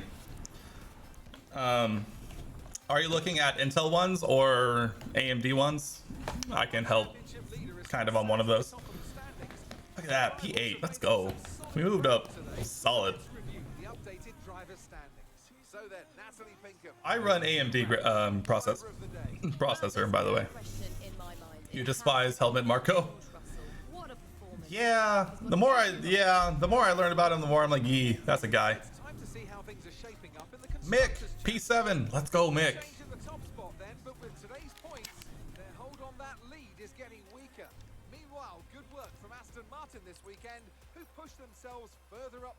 There we go. We're catching up to Danny Rick. Let's go. Oh, you can't see. Here, I'll scroll down. We're catching up to Danny Rick. We're only 7 points behind Danny for the top 10 in the driver's standings. We're definitely not winning, but mainly because Charles has almost 250 points. Again, Charles would love this, our alternate F1 universe here, because he is running away with it. From the website, Intel Core i7 12700K. Yeah, sounds good. 3.6 gigs up to 5. Yep, sounds good. 25 meg L3. Don't have to worry about the L3 cache, whatever that means. 12 cores, more than enough. Yeah, an i7 12700K, more than enough. Totally fine. So the thing you want to pay attention with on processors is more about the gigahertz. That 3.6 gigahertz up to 5. That up to 5 means you can overclock it up to 5. Honestly, 3.6 would probably be fine. Then the 12 cores is pretty standard, so that's solid CPU, I'd say. Your Jos Verstappen is like incredibly hard on Max. People say that's why he's the racer is today, but I don't think so. I mean, some of the stories that I've heard about Jos Verstappen are pretty insane. So I don't know if you can attribute that to him being the racer he is today. I definitely think he was kind of an asshole as a dad. So I don't know if that really translates or whatever, but I just know, I've just heard that. What does gigahertz do? So the gigahertz are kind of like the frequency the CPU runs at. So a lazy way to think about it is the speed that the CPU runs on. So that's a really loose way to describe it. It's kind of the speed that the processor processes things, and so it's kind of like it's the frequency of how the processor works through the math that you ask it to do. Basically, the higher the number, the faster the processor is the way you can kind of think about it. It's a lot more to it than that, but that's a pretty basic way to think about it. His dad was a terrible racer. I think he got his racing skill from his mom. I mean, I wouldn't doubt it either. Let's see. Oof. We passed Haas. We passed Haas in the constructors. Let's go, dude. I honestly can't say I've really heard much about his mom, so I don't know. Passing Haas for 7th in the constructors in our first season was huge, by the way.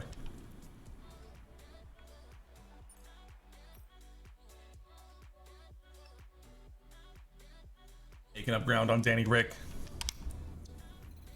And we hit level 10 acclaim. Let's go. Oh, I forgot to look and see where Oscar ended up.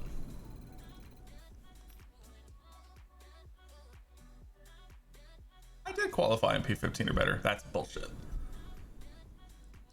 Base payout. Let's go. Plus 80K.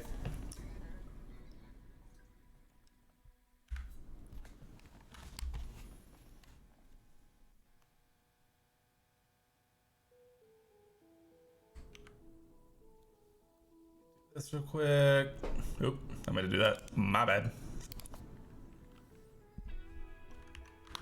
Oop, sheesh. File handling here.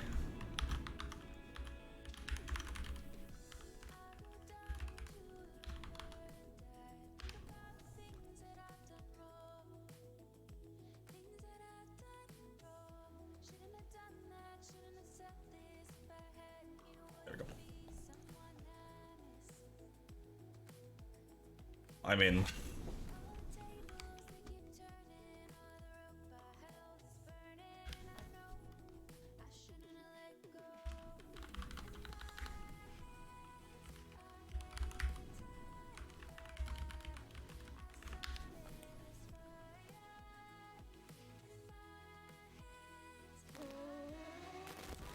I literally Googled it. I don't know if this is the one you're talking about, but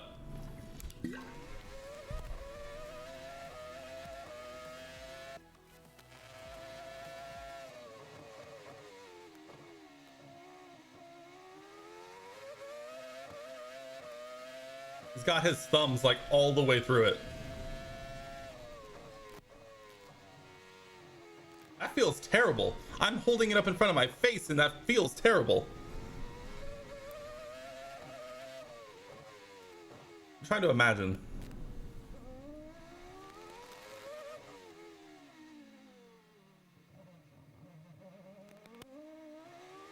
Like, it kind of reminds me, I know it's completely different, but when Lewis like holds his wheel like this at the start of races, like it just kind of reminds me of that. Like you would never want to do this long term, but he's just like got his thumbs literally all the way through there and it's just like, I mean, like hooks it up and around. Like he goes up and like holds the wheel from the back almost, it looks like. That feels terrible. You play with your NDS while driving, that's good.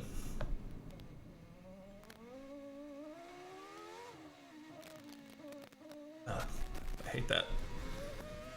Nico Rosberg did a similar thing as well. Interesting.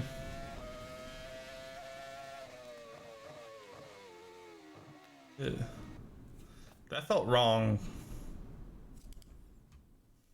Just like, yeah. I hated every moment of that, not gonna lie. You know, lazy. Oop. I'll do another Google.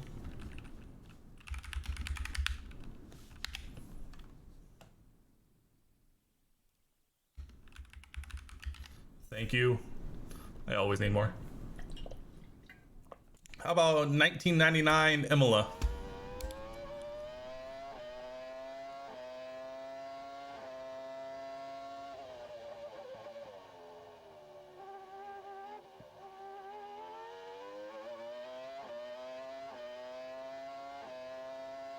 It's still, I mean, granted the wheel is different, but like it's still, it's like his like in and around, which I get. I feel like that's a lot closer to like the way they do it now.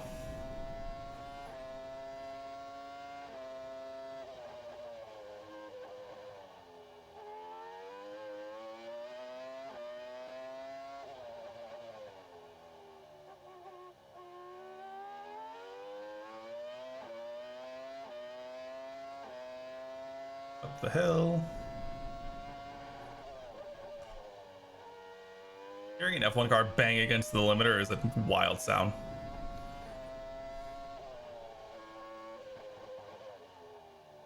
I feel like every Williams serial, that the one after another there is very funny.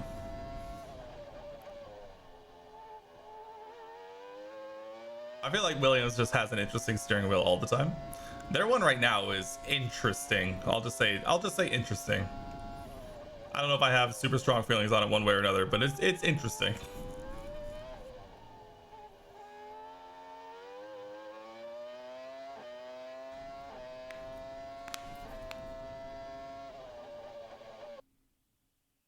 Interesting.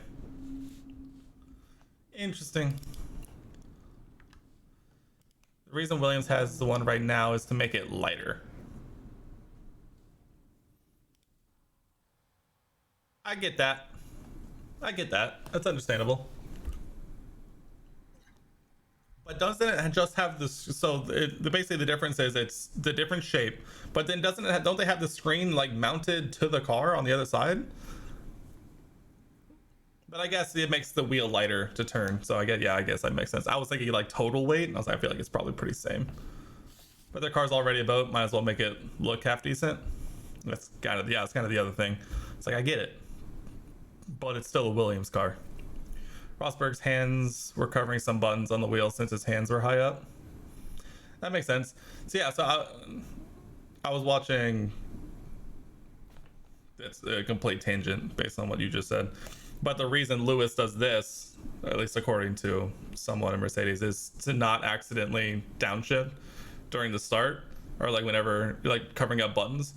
I think hence how he accidentally pushed it in the magic button in Azerbaijan last year. So it's weird. I guess ultimately I think it just kind of depends on preference at that point. But I feel like there's just so many buttons on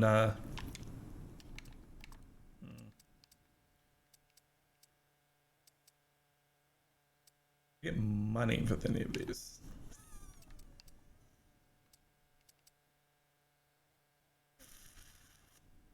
Morale or acclaim and focus. Yeah, let's do that.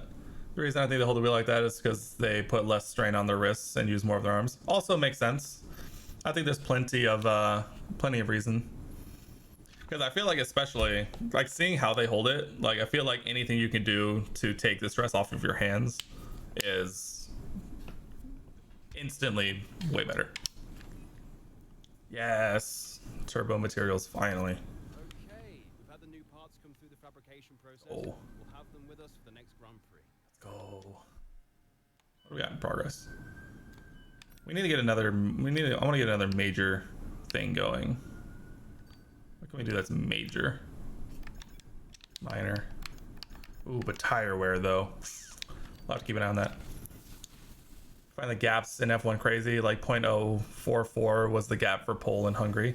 Dude, that's what I'm saying. When I first started like paying attention and was looking at stuff like that, that's absolutely crazy to me about how like narrow the margins are and how easy it is to look at like certain gaps and make it think like it's super huge, but it's just not. It's really just not at all. It's absolutely wild to me. Like, especially also playing this game where it's like, oh, they're a second behind you. Like, that's a huge gap. But then you actually look and like they're maybe a few hundred feet behind you, but it's just the speeds are like that crazy. Your friend holds his wheel with his thumbs on the rim and not wrapped around so he doesn't hurt them when he crashes.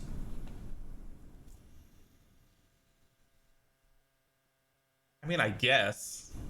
But you gotta be, I feel like you gotta be gripping it way harder to get the kind of grip that you need. I feel like just wrapping just gives you the control. It's like this just feels rough, but I mean, teach their own, I guess. Teach their own.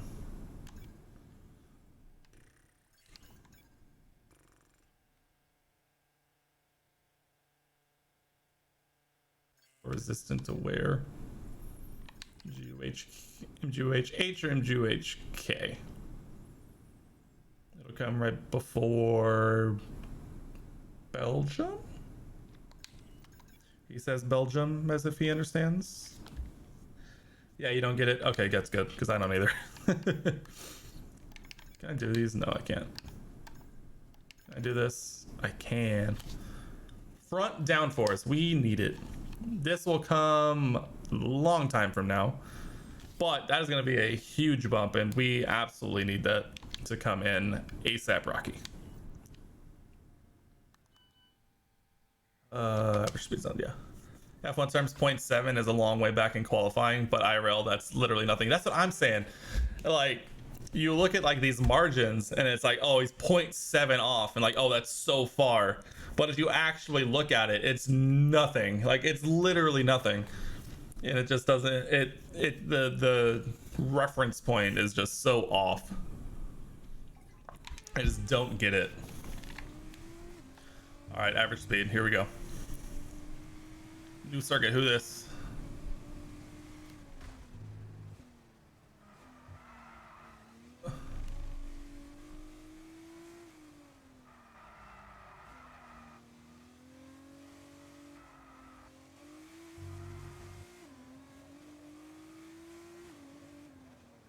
Hey, yo, this track is way narrower in the game than it looks like in real life, I'm not gonna lie.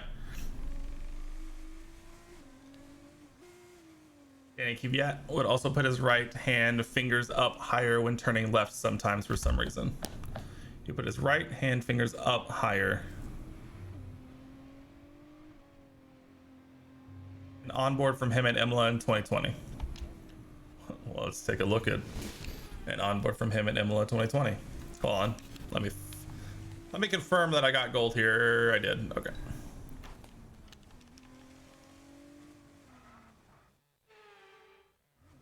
I wish if you got gold in this game, it would just quit you out. Gonna make some food and get a drink, even though it's 3 a.m. Holy my guy. Okay. There.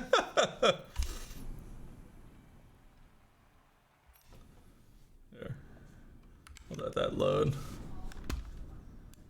Didn't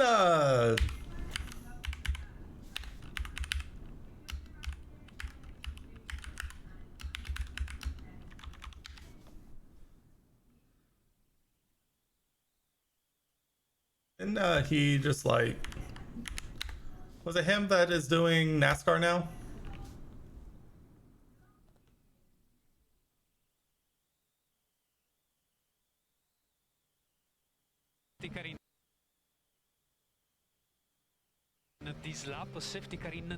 Oh, where he like puts his hand, like his fingers up over.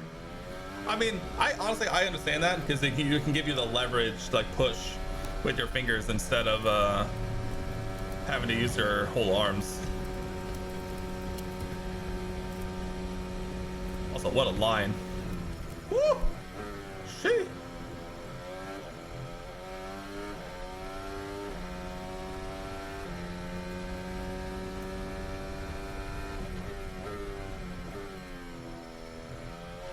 He doesn't do it going the other way.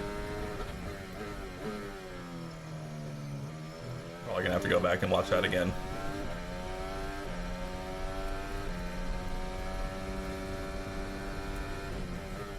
Go on, then. Go on, Kvyat. Go on. Wow. Safety car in this lap, safety car in this lap. Charge on mode 3. Watching that left hand.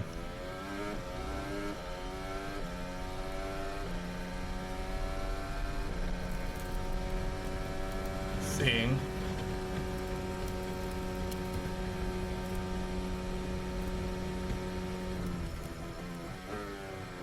Fascinating. I'm not gonna lie.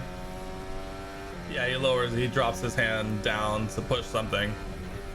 I'm assuming they had the overtake button at this point, right? I'm assuming.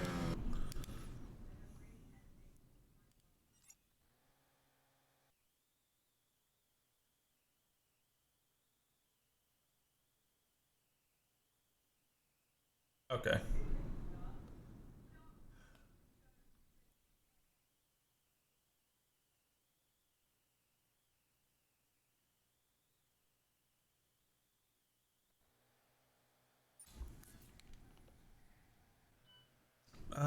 We have money now.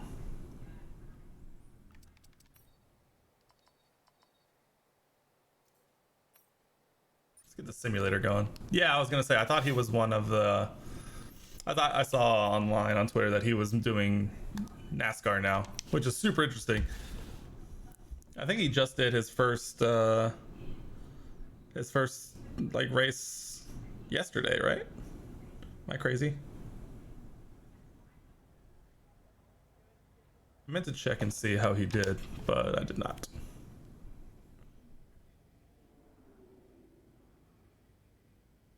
What's happening? Where are we at? What's going on? Hungry. Nice. Overcast shirt. Yep.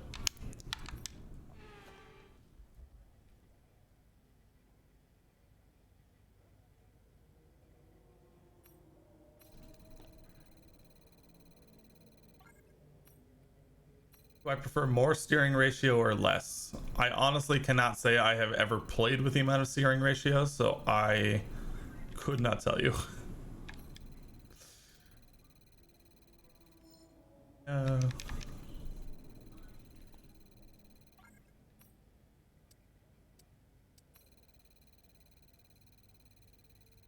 hey, nice.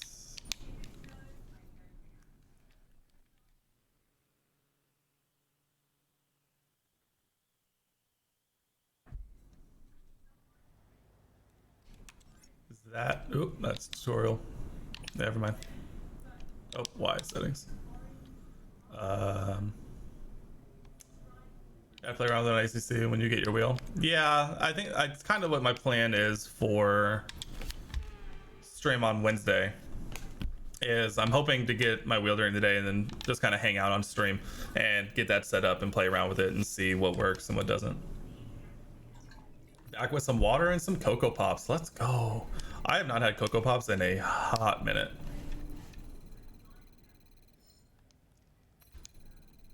Although we do have like a peanut butter ball cereal right now. That's like a generic one from this grocery store we go to. It bangs. You prefer more steering ratio for more precision, but some people prefer less so they don't have to turn it as much. I get that. I feel like that really comes down to the game you're playing and like how it feels in the individual game. That makes sense. I think that makes sense if you don't want to have to like be like doing one of these or doing one of these. So I get it.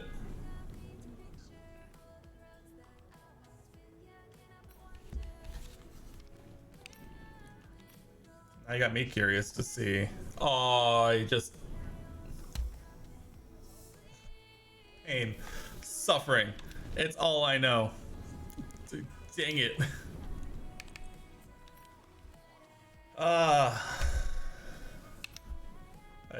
I hit the wrong practice session. Guess we're getting I mean, to be fair, I did say going around Paul Ricard that I should do at least one practice session on each track to learn it.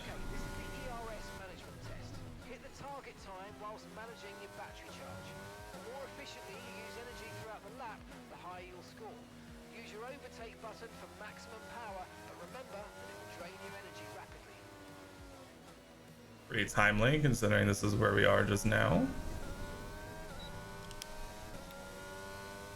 F1 2021, they didn't allow you to see the data from practice programs. Interesting. I feel like that's kind of like the whole point is to like see all the stuff. iRacing, but PC exclusive? I think so. I think they've talked about bringing iRacing to consoles, but I don't know if they actually have like done it yet.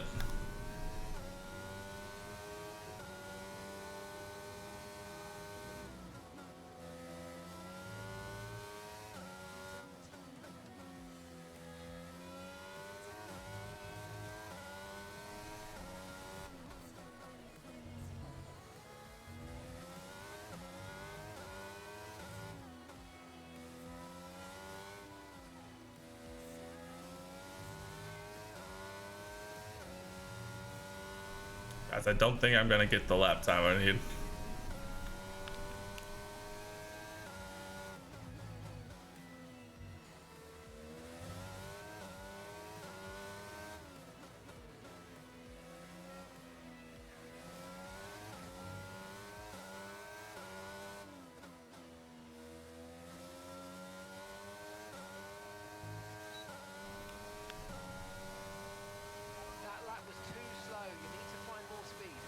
Aren't they bringing I feel like there are some games that are integrating Discord now, aren't they? I feel like I heard that. That may or may not be true, but I feel like I heard that that was a thing.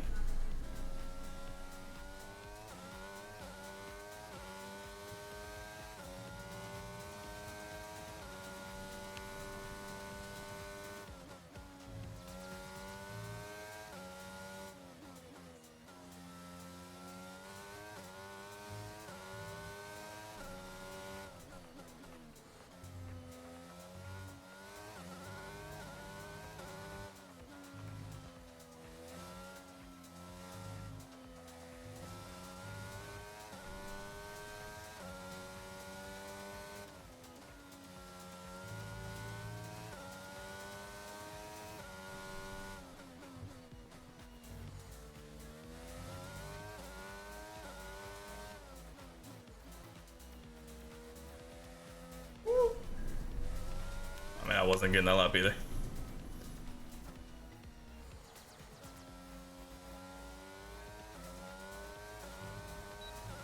I was just fully off the track right there.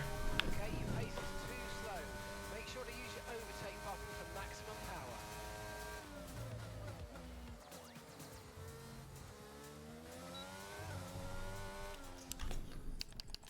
We're just gonna restart that. Got a wheel and pedals for your Xbox, only use them for Forza though? I mean, it's not bad. There's a rumor I haven't heard from it in a while. That's fair. Can't use a wheel on Forza, it's hard. But to be fair, last Forza Motorsport I had was 6. That's fair. I've been debating on picking up a Forza game again. Assetto Corsa Competizione. I always find it really funny now that I know what it is, that was the first racing sim I picked up. In this program, we're looking at ERS management. This is all about managing your Because battery. it's like the most hardcore, or at least that I've heard of. Take button will drain the battery quickly, but it will also give you maximum power.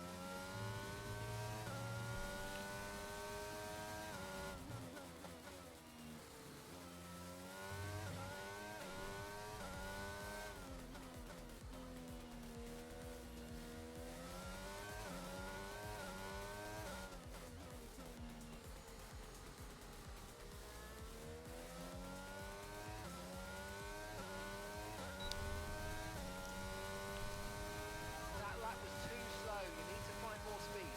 Make sure to properly utilize your overtake button.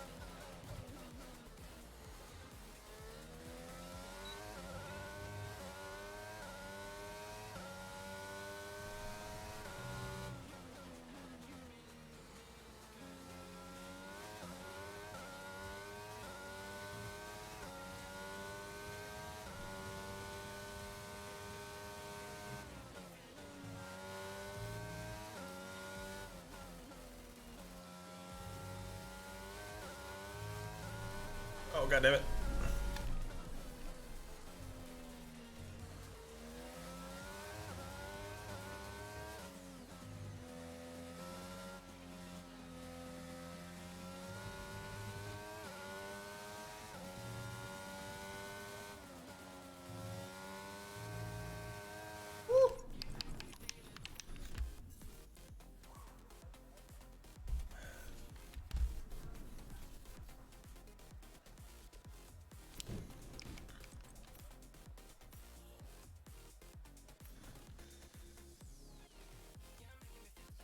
like racing games as of right now are actually doing pretty good on like the ping difference. Okay, I also feel like it's just kind of one of those things that hit the target time you kind of whilst just know what you're getting managing into. your battery charge. The more efficiently you use energy throughout the lap, the higher you'll score. Use your overtake button for maximum power, but remember that it will drain your energy rapidly.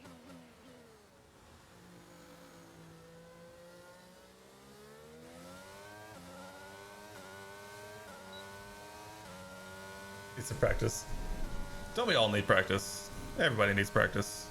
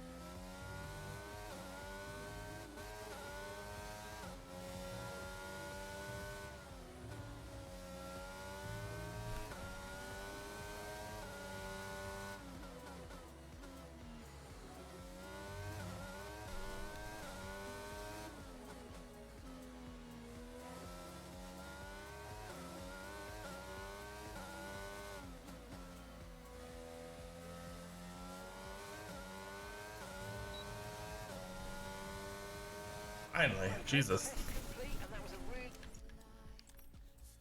good job indeed. We got a lot of valuable information out of that. Well done. 3 full seasons. How often do you do races, man?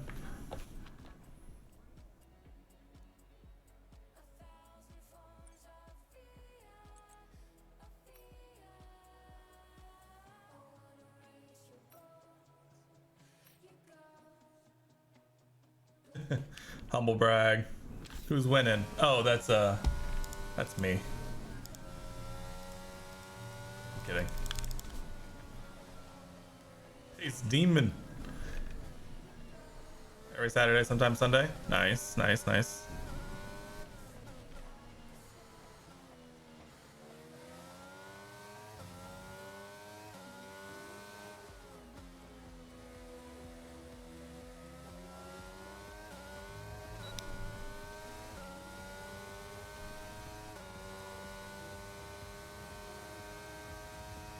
Very cool. Also, after I get my wheel and I get a little bit of time in on that, I would love to potentially participate one day, a couple times as well. Always down to try new things.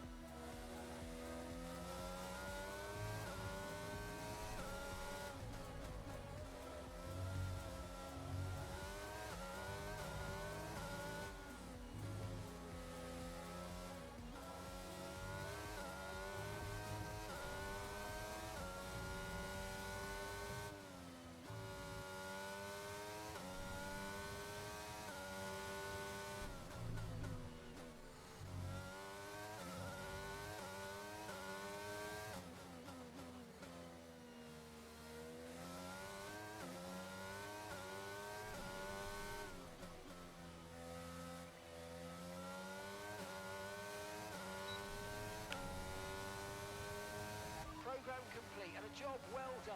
We got some excellent data with that run, so come on back to the garage and I can take you through Race 24 minute race length. Usually races last about an hour and a half. EST. GT3s.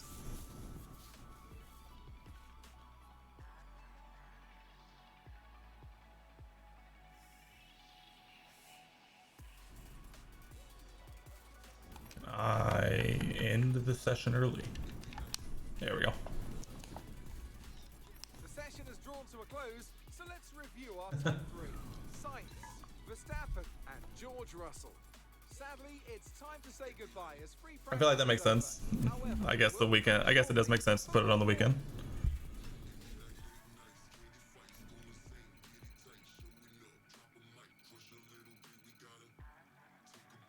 I mean, what 10? What 10 to midnight here?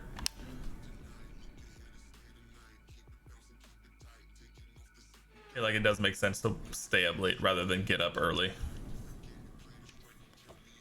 Because what you said it was like 3 a.m. like half an hour ago, so that's like at least from where I'm at.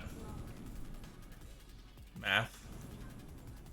What? 3 hours? 6 hours? 6 hours ahead? I'm going to Google Ireland time difference.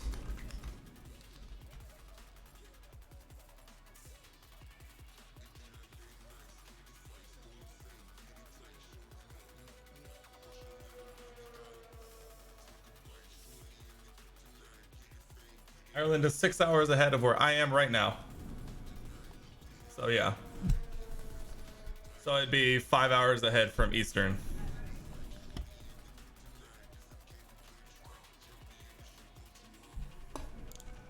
I feel like that's not too bad? Question mark. Also, I've literally just been sitting here. Let's go.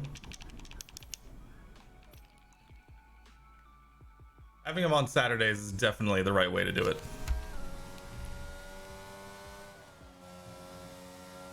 Get all of Sunday to relax and recover. Get some good racing in on Saturday.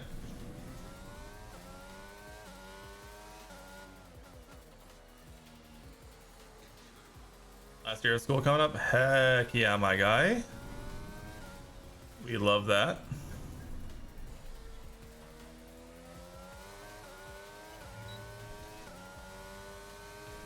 You guys are making me feel old. You guys are making me feel old, and I need you to stop it.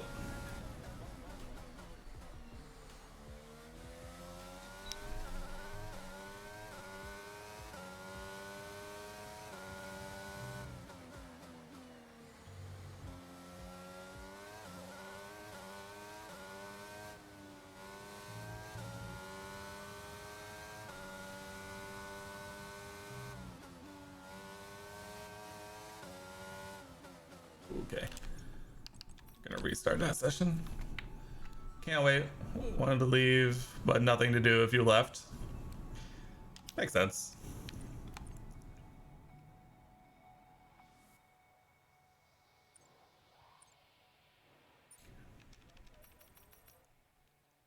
Yeah, I mean, at that point, it's not that bad just to, stay and finish it out. I also am interested in the answer to this question, Ben.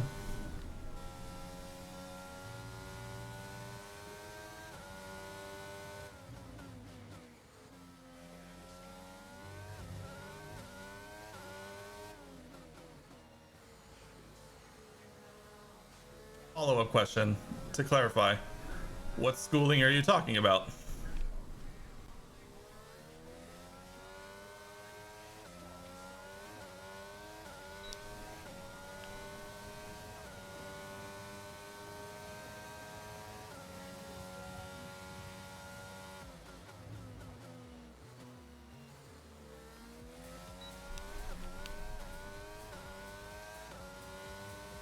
Classic American. I also didn't know the answer, so I'm also making fun of myself.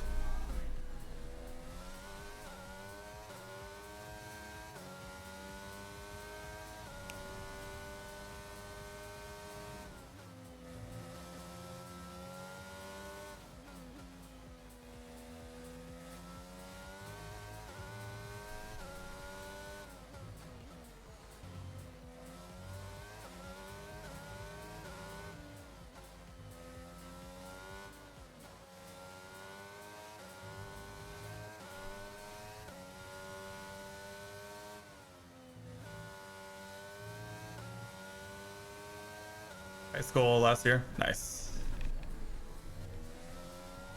You're making me feel extra old now. Holy.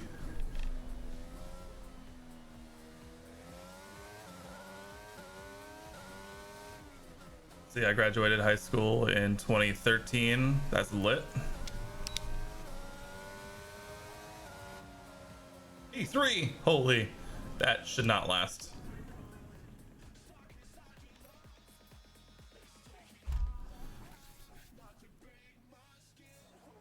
God, you guys gotta stop making me feel so old, man. Literally coming up on my 10-year high school reunion. Ugh, gross. I mean, not being in school has its bonuses, but it also comes with its negatives as well. So, you know, don't be that excited about getting out of here. Wolf. 17 at the end of this year, you would have spent like 15 years in school / nursery. Jeez. Oh, you youngins, so full of life, so much potential left in you. That's good.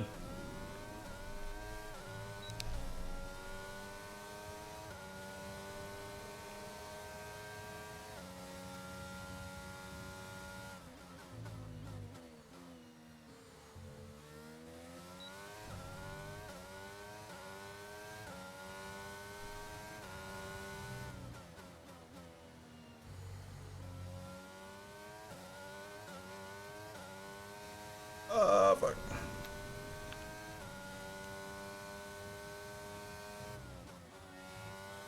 Shit, even if we do talk about me going to university, I'm still been out of college for 5 years. God damn it, you kids making me feel like a boomer over here. And I hate that.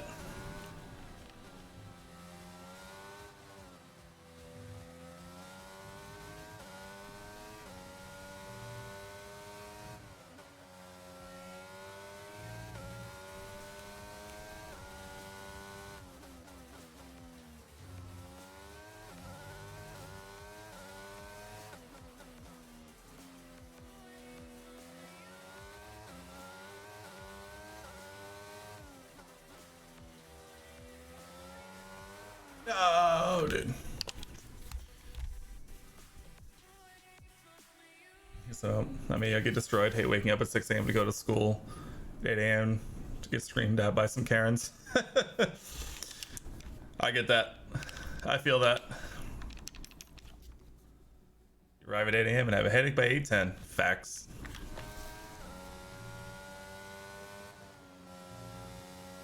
I mean, that makes sense. Schooling is definitely for some people and not for others.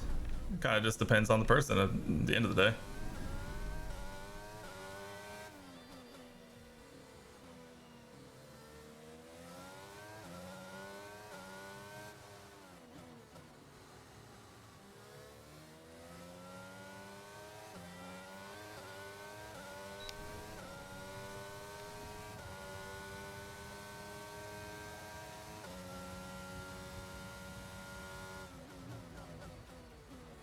I just cannot get this thing turned in.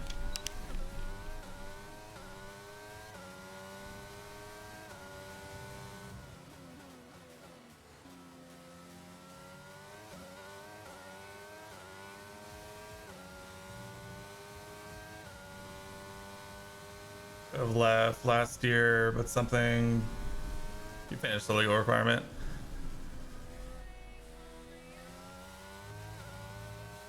That's fair.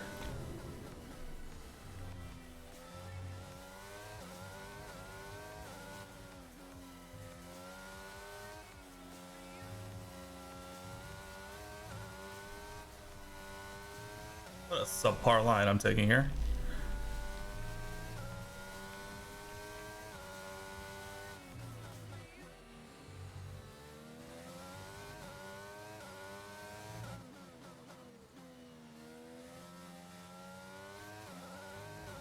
No.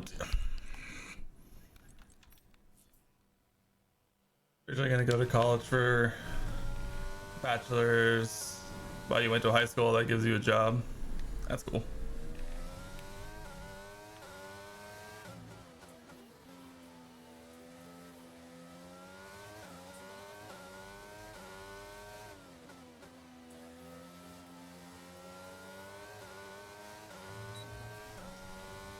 You're in automotive technology, you just want to save money for sim racing and maybe IRL someday? That's awesome.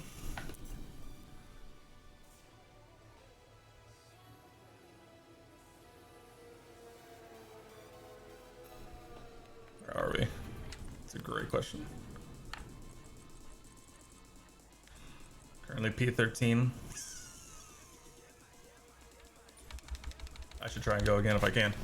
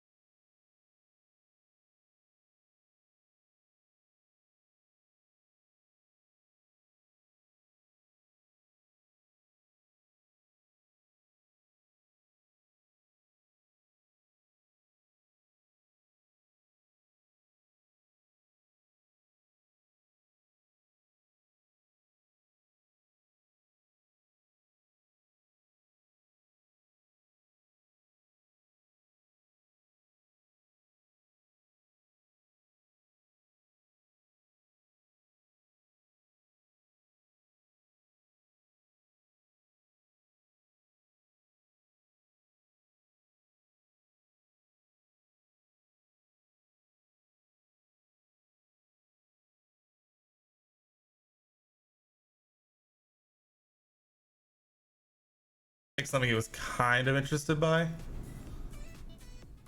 Would have been interesting to see if I would have sat down and tried to pick something even better.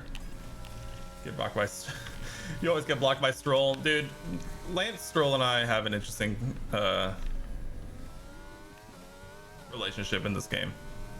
Even though right now, it's actually Danny Rick who's giving me the most. And if you remember last race, it was Fernando Alonso for whatever reason. Stroll in game is identical to real life. Facts.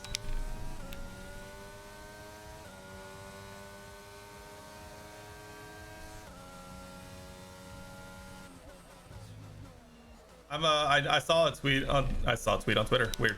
I saw a tweet on Twitter earlier today after the announcement that he was moving to Aston Martin, which basically boiled down to they were really looking forward to seeing Stroll take the brunt of all of the Spanish Alonso fans. I love the idea of that, especially considering his daddy owns the team.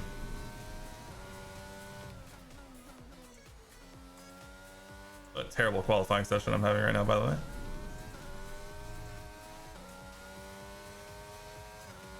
Stroll always finishes below 16th. That's because he's ass. That's because he's literally ass. And we are just not having a good time in qualifying in this one. Oh, and we have underbody damage. Let's go. We should have put our other set of soft tires on before we did that. We've had to spend time repairing the damage to the car. Okay, when you're ready, let's go. I'm not gonna make it. F in the chat. Qualifying very much last. If there's not enough time to drive out, there's definitely not enough time to get all the way around. Case and point.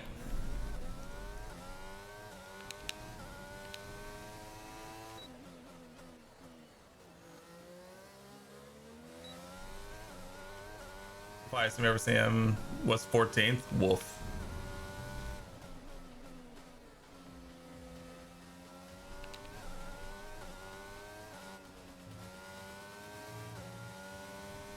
Let's see if for some reason, somehow, we can manage to get around in a minute. Not even a minute.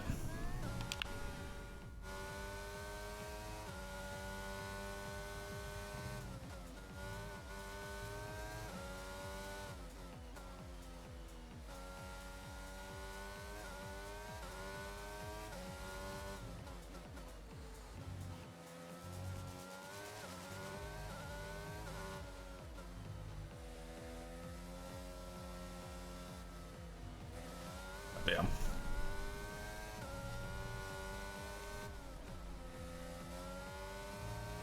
We have 15 seconds to get from here to the start finish line. Do not think it's going to happen.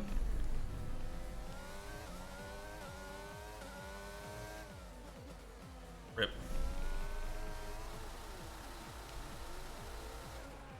Oh, pain, suffering. 16th. Last. Pog.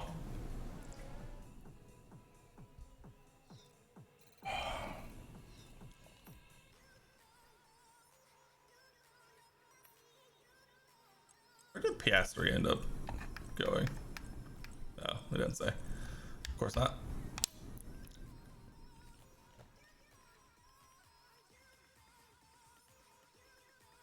Not make it into Q3. Daniel Carter does beat us here. Level 12 team acclaim.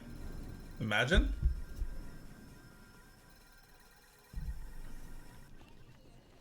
No? Oh, that's some bull. That is some absolute bull.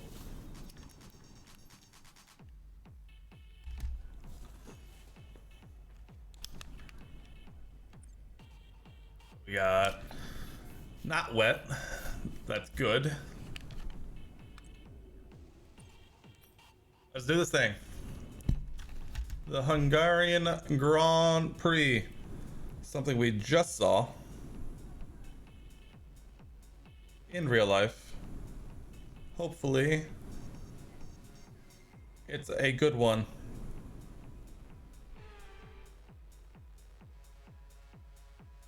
It's race day in Budapest. Budapest as we get ready for another round of Formula One action.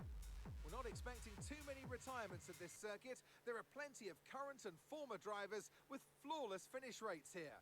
In particular, Ralf Schumacher, who made it across the line in all 10 of his Hungarian Grand Prix starts. We're northeast of Budapest for today's race at the 2.7-mile Hungaroring circuit.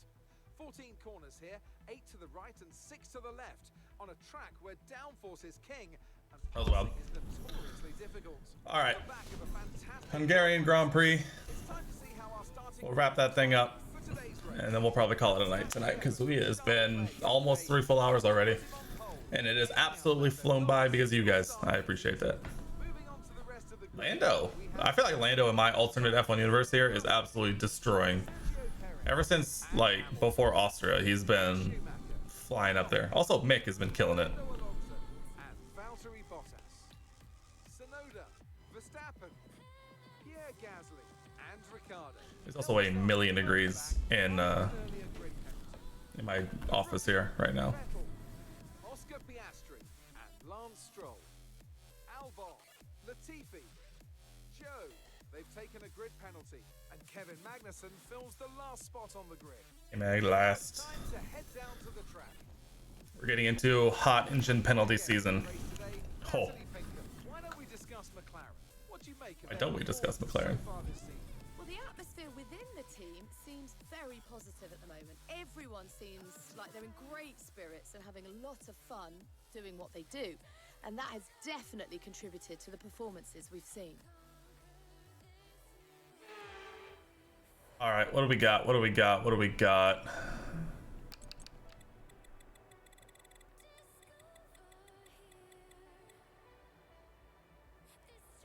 And a bit light. The classic medium to hard. Sounds good to me.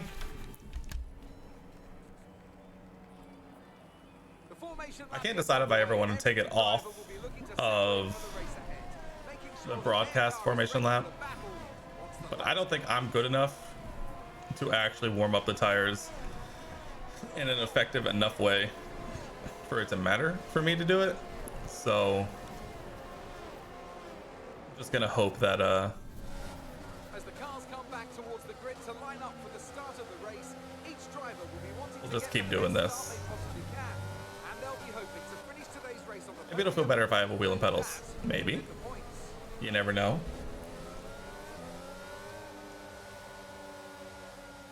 One can surely hope.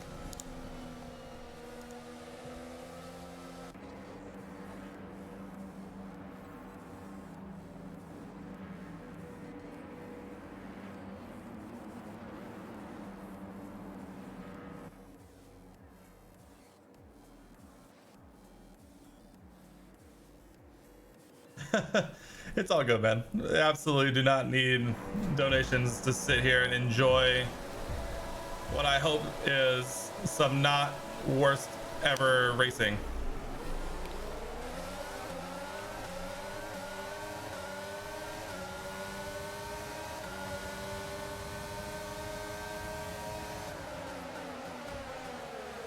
All the way down the inside, thank you very much.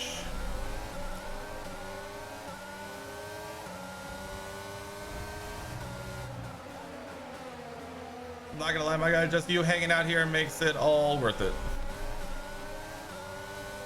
Makes all the streams I do where no one shows up even better. Oh, whenever it works for you, my dude. Absolutely. Just having people here makes this way easier for me. That was not good. That also was not good.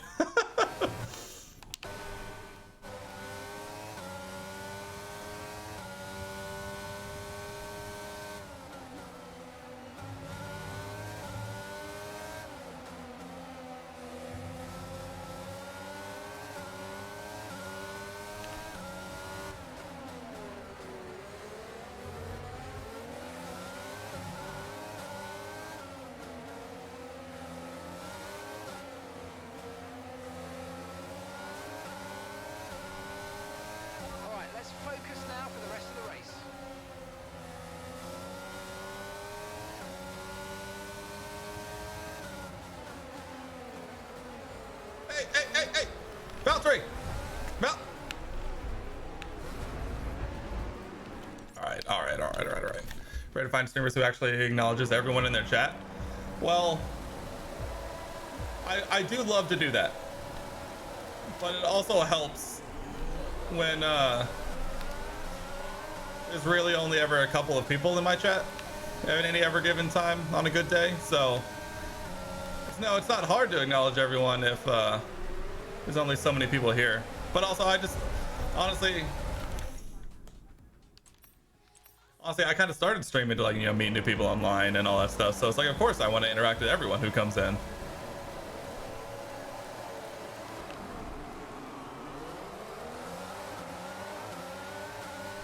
Oh, what a start.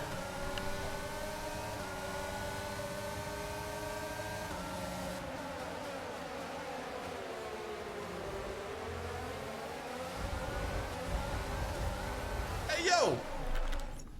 Max Verstappen has it out for me. I'm not even lying. You know, I do my best. I fully acknowledge that reading chat while racing is hard, but at the same time, sorry, I'm gonna focus during the start of the race at least.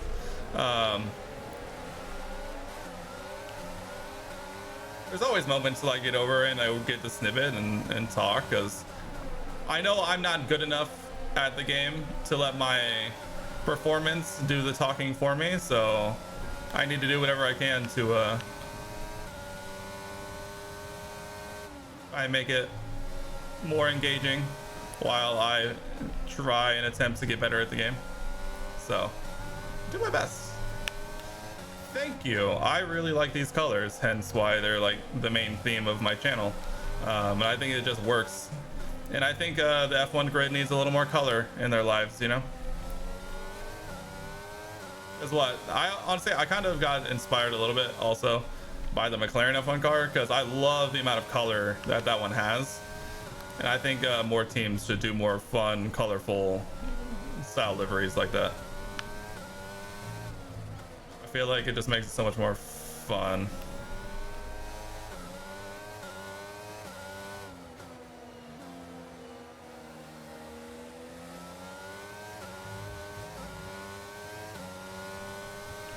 You're in the top 10 now. Okay. We're gonna use a lot of ERS here to try and pull away from the backpack, while also fully understanding that we really need to hang on to the back of the front pack. I'll say, and I wish the more F1 teams would do more colorful liveries like McLaren and I guess Alpine on certain days. Just because I feel like it gets to be a very much like, because like I love the Ferrari livery and it's also like red, but it's also like just red.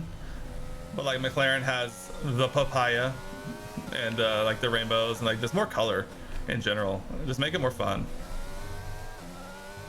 Like when they did their Golf livery a handful of years ago at Monaco, like that was cool.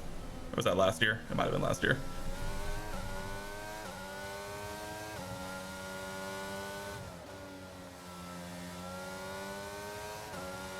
Interim's bright green. Yeah, like a bright green one would be awesome.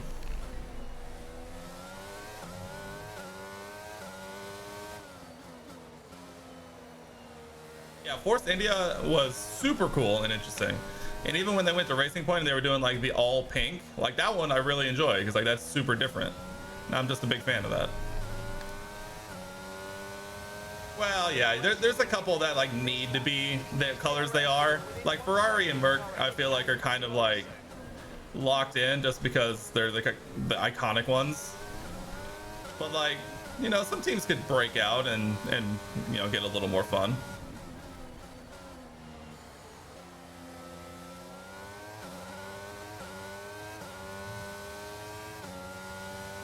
A red Red Bull.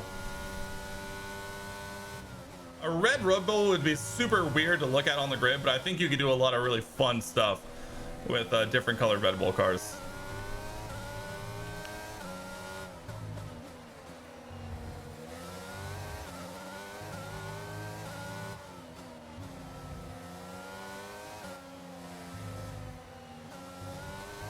God, dude, Hungary is so hard.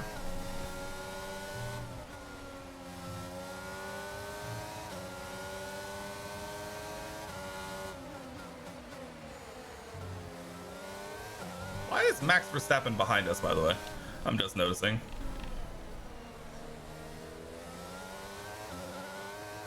Dude, I'm not gonna lie. I was so sad to see Renault leave because I loved their livery with the yellow, white, and black. It looked so good, I think. 5 seconds.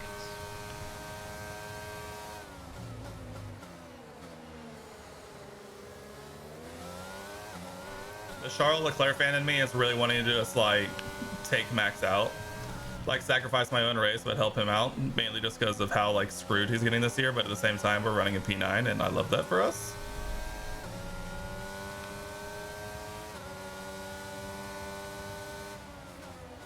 Oh, that's a wide line. Quite a wide line, you see. Try to stay with them. They might make a mistake and we could still regain the position. Ah, see, I think he missaw who was in front of me. It's Max in the Red Bull, not the red car of a Ferrari. Therefore, they will not make strategic mistakes. And Max rarely really makes driving mistakes, unless it's a spin, but then, you know, he just catches you again. Get out of here, Yuki. Also just noticed this is 35 laps. Woof.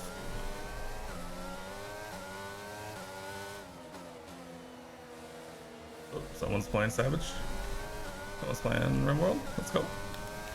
Pelicos designed around Verstappen's helmet. Lotus black and gold. Leading our teammate by Hey, yo. 5.7 seconds. Alright, Oscar, let's go.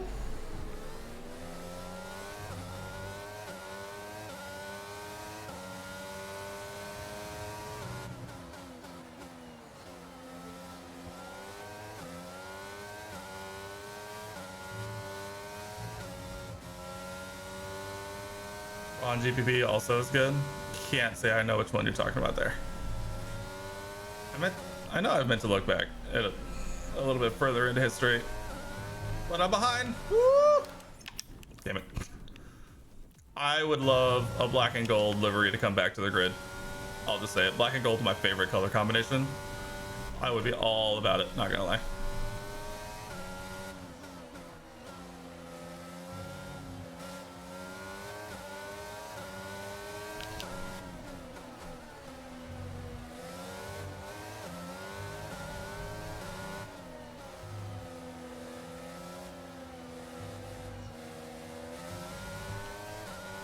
Daniel, get out of here, dude. I'd rather be fighting Yuki. I'm not even trolling.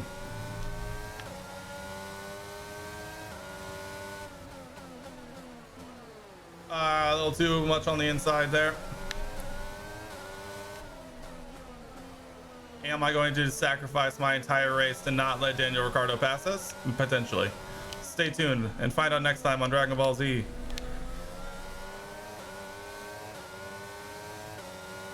It's like white and lime or green. Ahead is 4.0 seconds. Sounds nice. You know, Stream Balance, I would love to get hydrated, but I think I'm actually out of water, so I think that's actually a no-go for me right now.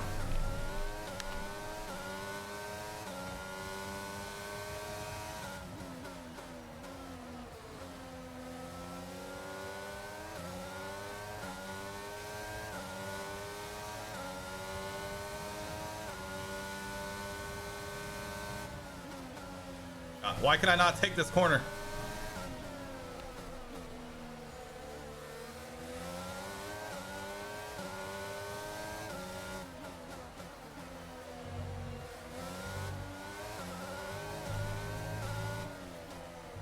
My goal, become Fernando Alonso Monaco 2022.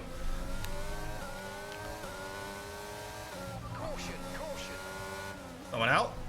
Someone want to gift me a place? Come off ahead of you. There's a yellow flag ahead.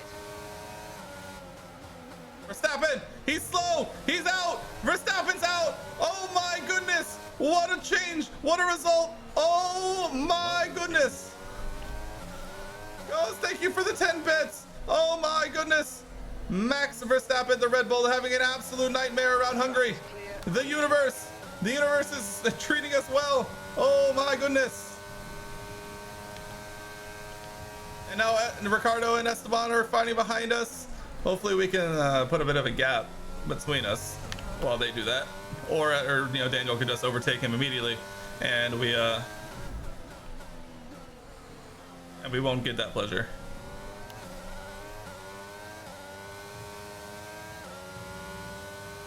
Max Verstappen is having an absolute nightmare in my team career. Not that I'm really complaining, because it's actually been super interesting, but he's having an absolute nightmare this year on my team. His reliability is like where Red Bull was at the start of the year, which I feel like really just shouldn't be where it's at right now, especially with the 1.06 patch that came out and it like flip-flops and did a bit of performance tuning on everyone.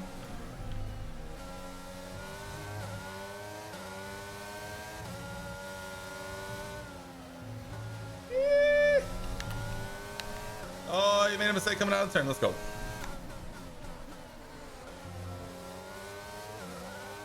Yes, fights. Fights behind. I think Mick in my team has taken some of Verstappen's like skill, because Mick is like routinely in the top 10 on my team. 4 a.m. about time to go to bed. Absolutely, man. Thank you so much for stopping by. I stream 3 times a week, Monday, Wednesday, Friday, always same time. If I see you again, you are always welcome in my chat, 100%. Thank you so much for stopping by, and hopefully I'll see you again next time, or later in the week. That's also an option too. So get some sleep.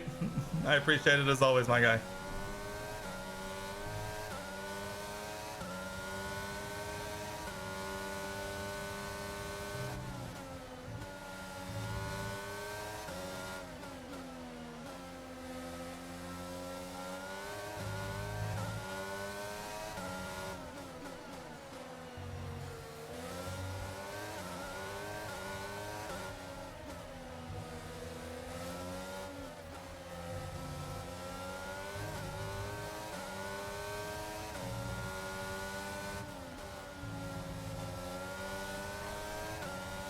Our gap to the car in front is 7.4 seconds.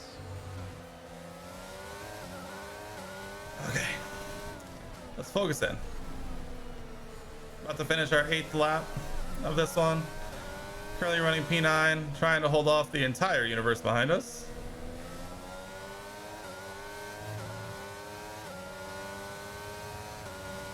Gap to your teammate behind is 7.4 seconds. Come on, Oscar, I believe.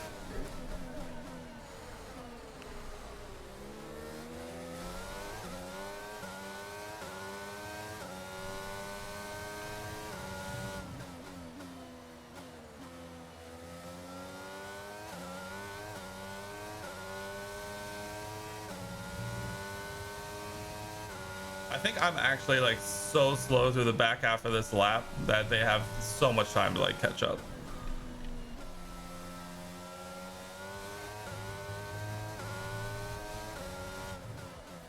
Like, look at that. In like 2 laps, Daniel, or like 2 corners, Daniel's cut his half and his time back in half.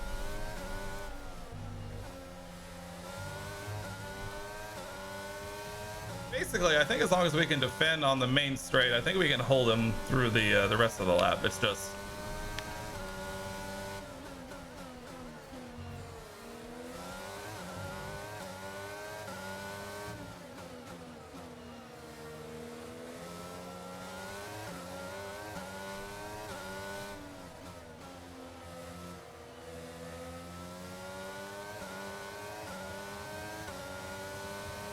break the toe. Back to the racing line. Break, break, break.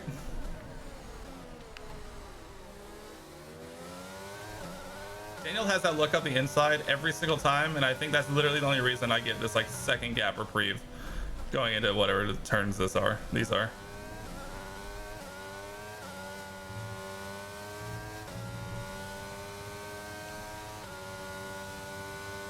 Okay, gap ahead is 7.9 seconds.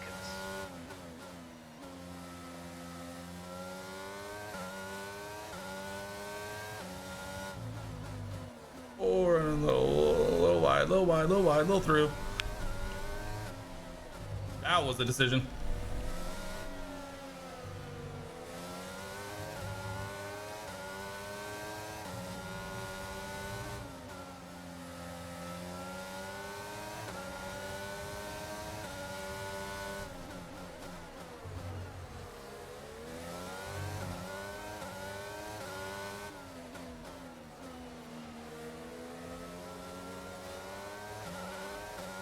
I think starting the chassis upgrades to reduce tire wear are going to be important for us.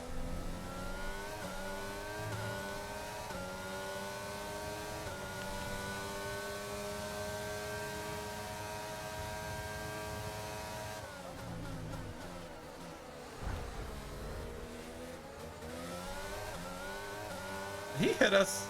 I couldn't tell, but it felt like he hit us.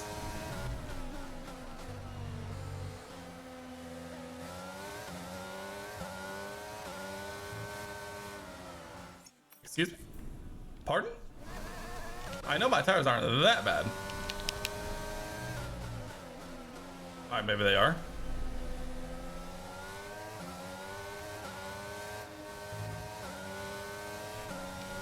Alright, less throttle on exit. Much smoother. Focus on car placement rather than flat speed.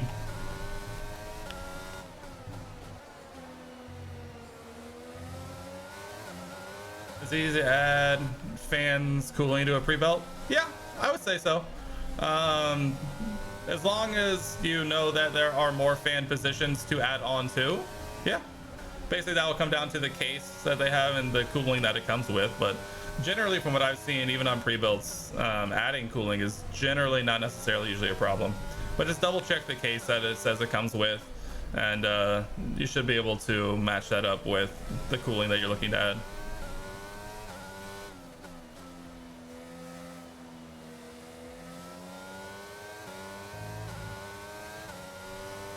So it should be pretty straightforward. Oh, also Botas totally did Danny Rick, by the way. And now we have an Alfa Romeo behind us. Oh, Danny's back back in front. Can't trust the Botas for anything.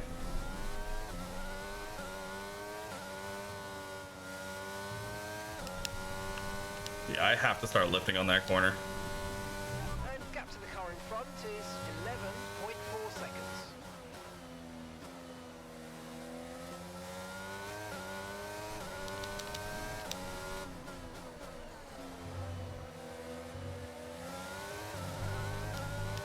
I'm gonna stop opening that.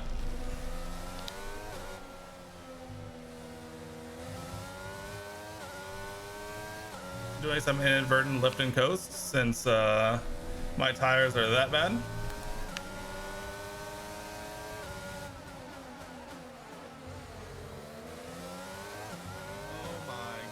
Michaela, hello. You streamed tonight. How did I miss that? How did it go? What'd you do? Tell me everything.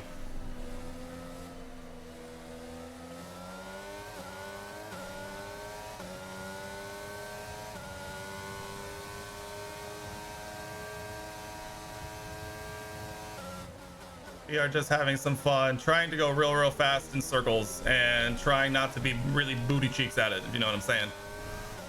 Michaela, how are we? I hope you're good. Ooh, running a little wide, running a little wide, running a little wide.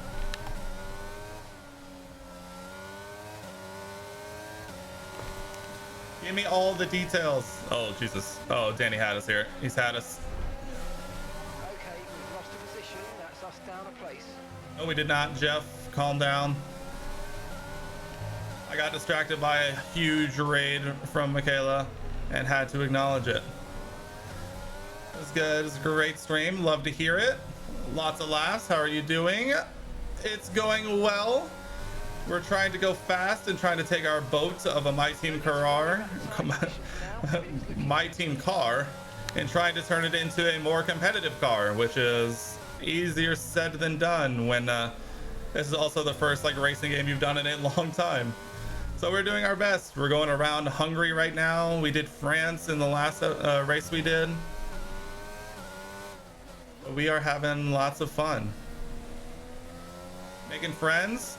You just missed him, but we had a guy in here from Ireland who was super nice and super chill. He stopped in. Good guy. 7.6 seconds. Things you love to see. Martini, thank you so much for the follow. I appreciate it. I do a lot of things here. Right now we are getting super heavy into racing sims and racing games, as you can tell by my current attempts at F1ing. Exactly. Honestly, switching to F1 right now has been super fun because we've met a lot of new people. Matt here's looking at pre-built PCs online, but I met him last week too, and I did this on stream last week, so we're making lots of new friends. It's been great. What'd you do on stream tonight? Just kind of hang out?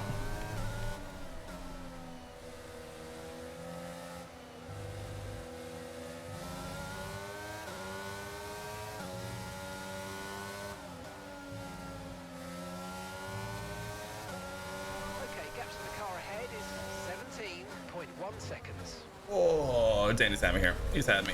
Oh, he didn't.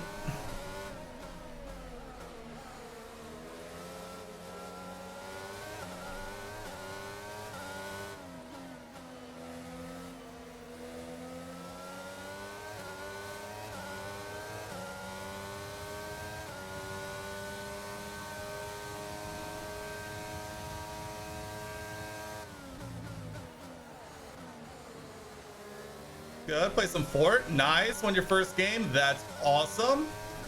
After an hour, switch to Phasmo. Also a good choice. Give me 2 seconds to get through this corner. And then just chatting and mellowing out. Heck yeah. Things you love to see. Let's go. And eating pickles. Oh, we love the pickle enjoyers.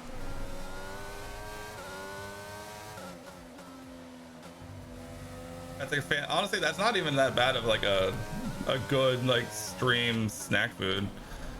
Good flavor, easy to eat. Good like vinegar, salt content, keep the energy up and going. I'm making this up, probably. Some of that makes sense in my head, so. Basically, a pickle sounds really good right now, and I'm jealous.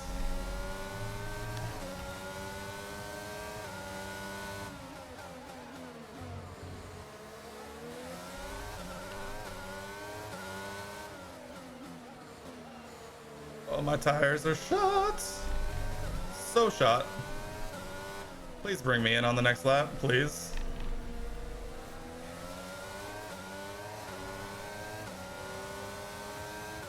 Thank you. Oh yeah, almost 50% worn. Oh my goodness. No. Shh. You think you won exactly 7 games? You'll make it 10 soon? Nice. Pickles are the perfect snack. You've eaten so many, your body is mad at you. That's not that bad a place to be in, if we're being honest.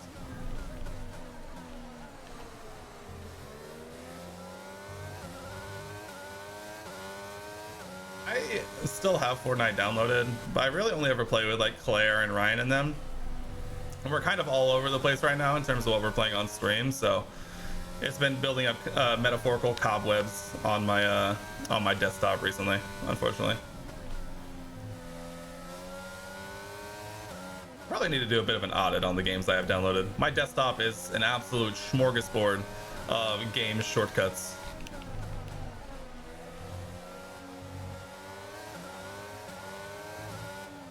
It really is, especially with the no build mode they added. I'm pretty sure it's still in. If it's not, it'll make me very, very sad.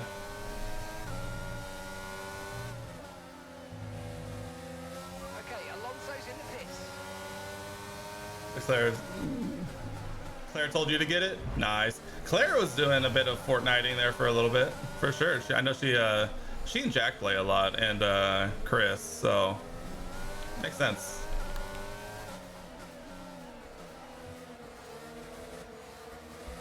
You don't have a single thing on your desktop? So I'm usually that way too, but on my gaming PC, since I basically only use it for gaming, I basically only have the shortcuts to the games I play the most.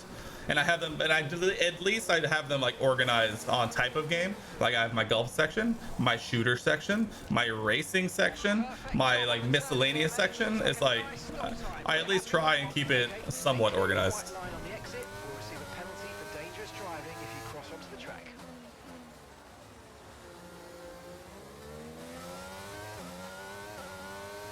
But other than that, I try not to to have anything on my desktop. Like my laptop right now is clean as a whistle, just because I can't have a bunch of stuff on my desktop.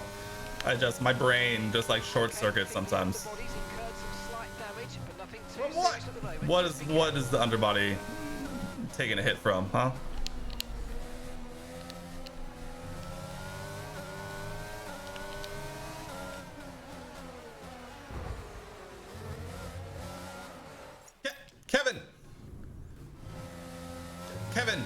Kevin, what are we doing? Kevin, I know we're not doing this shit. Yeah, take the outside, Kevin.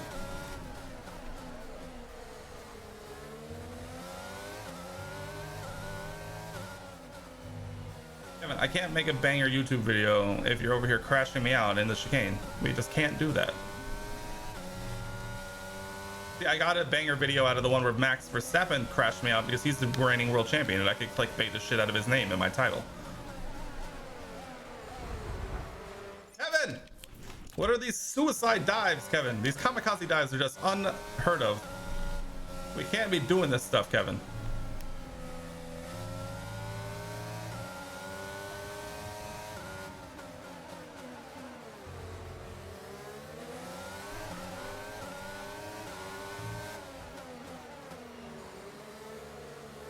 Hold up the pack. Holding up the pack. Yup. Make them fight with each other. Yup.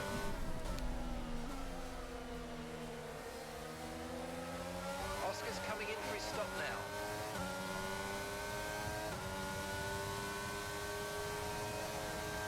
Oh my god, what are all these people?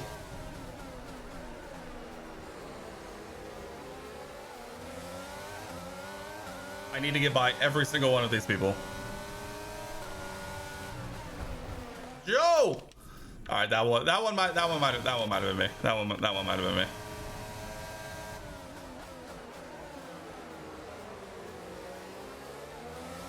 The underbody's taken a little damage, just watch out for it.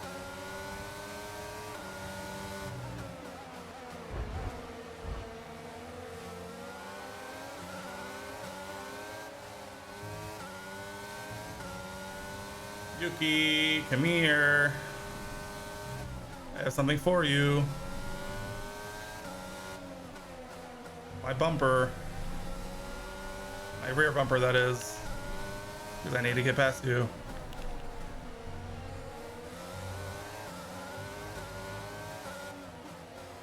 I may actually get DRS for the first time this race, though, so that's cool.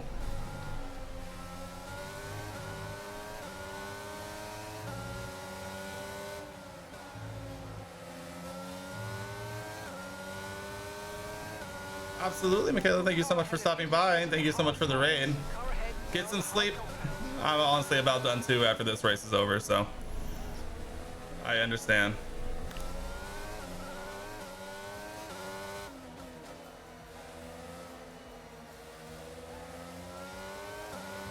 I didn't get DRS. Oh, that's so sad.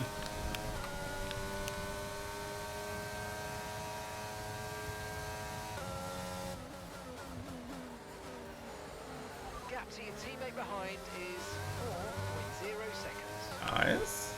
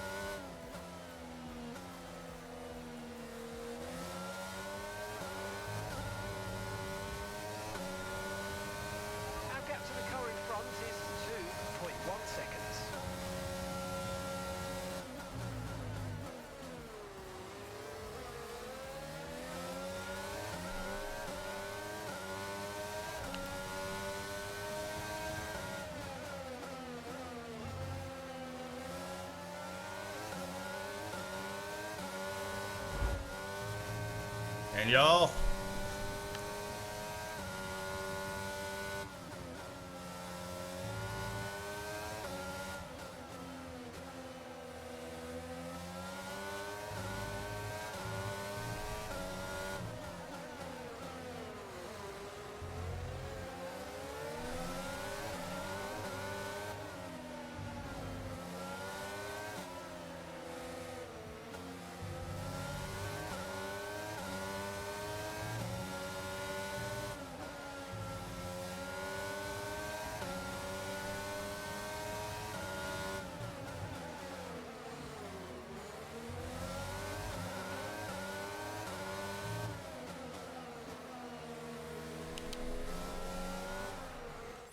Dude, come on.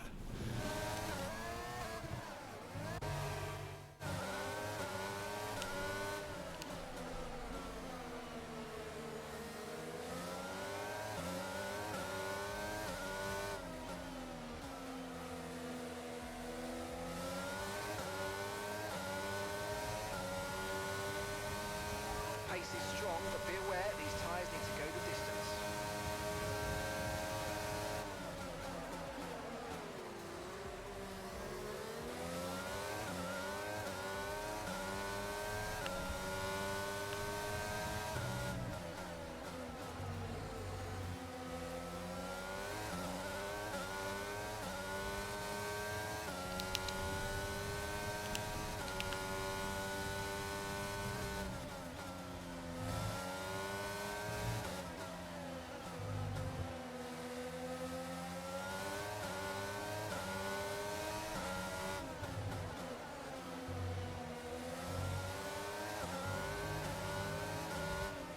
The amount of focus I'm giving right now is 1,001,000%. I'm battling for first loser's place out of the points because Yuki Tsunoda is like 6 seconds ahead of us now.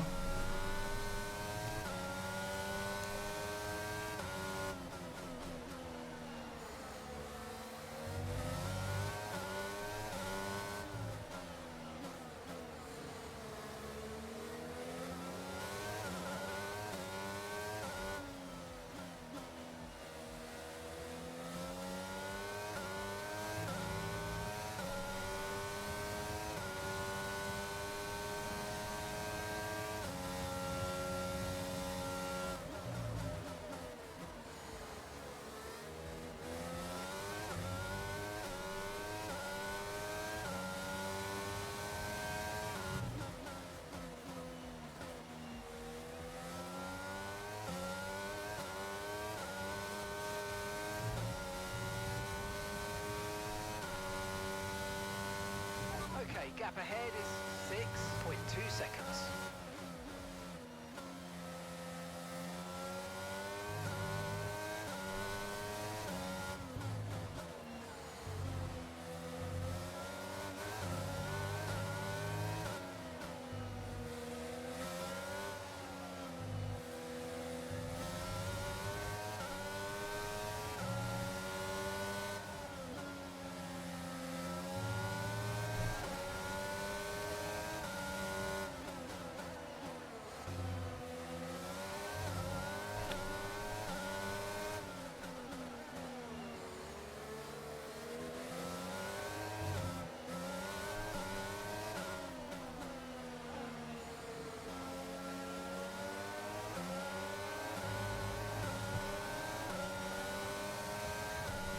Okay, so we're leading our teammate by 4.6 seconds.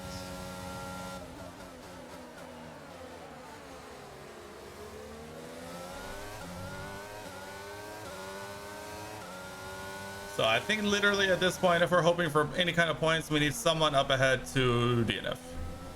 Because with 12 laps to go in an 8-second gap, this seems a little hard to come by, probably.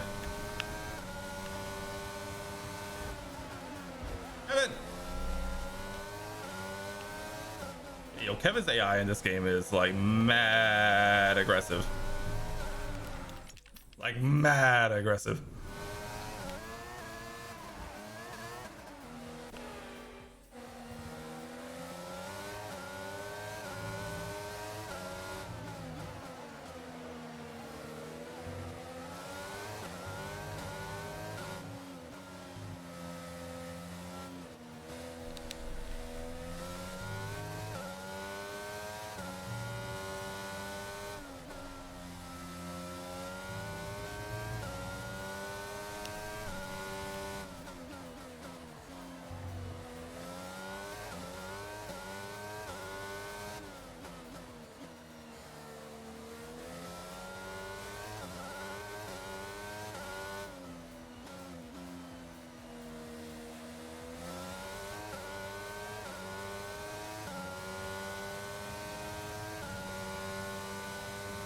Okay, 11 more laps of this.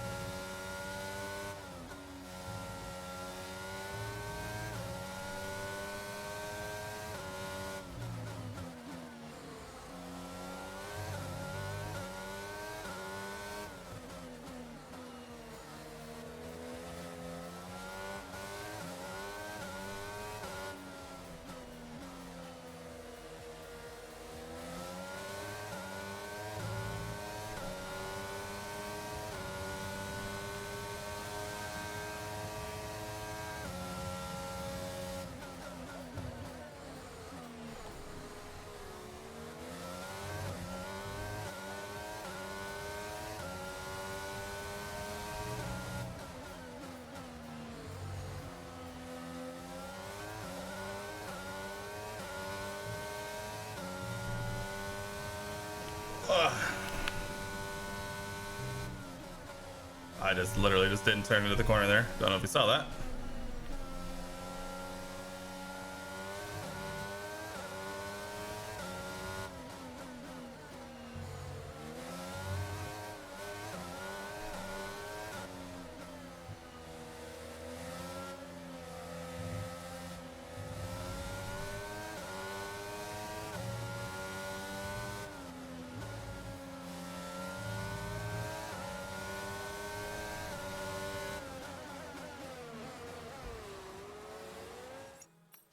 I'm not dealing with like major underbody damage again. I'm just not gonna do it. I can't do it.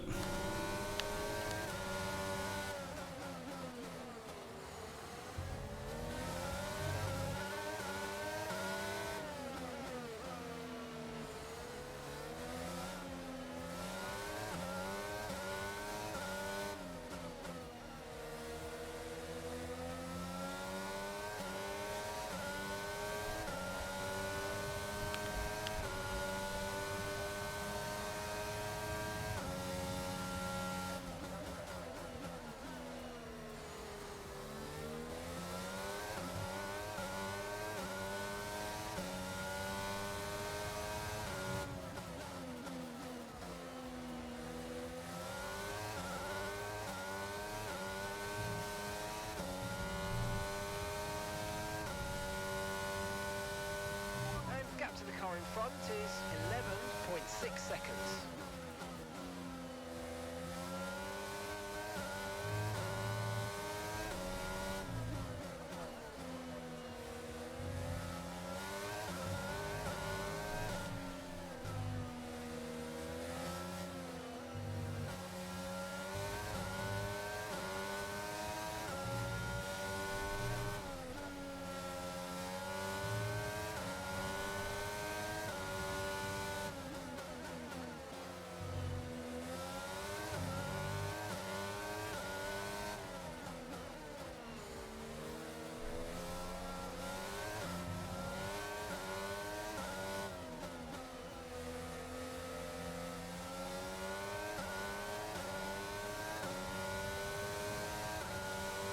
Gap to your teammate behind is 7.9 seconds.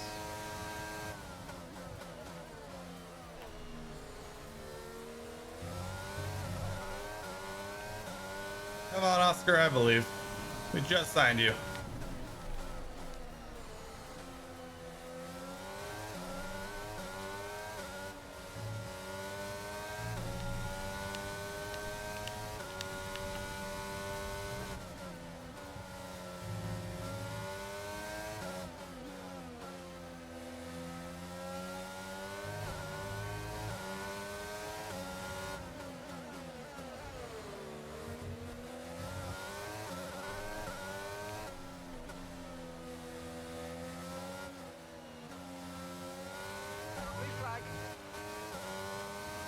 For who? When not racing the car behind, let them pass when you can.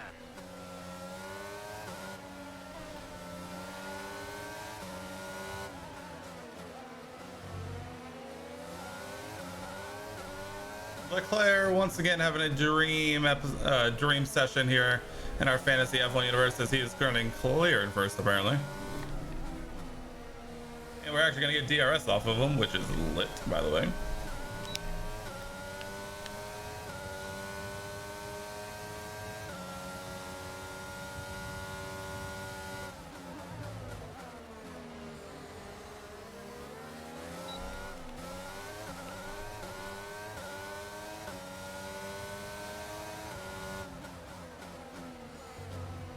Ooh, what a line. That was a nice tight line there.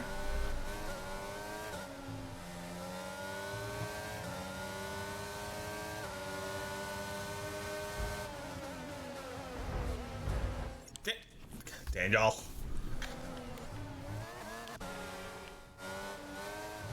I literally just straight up cut that corner. That's lit.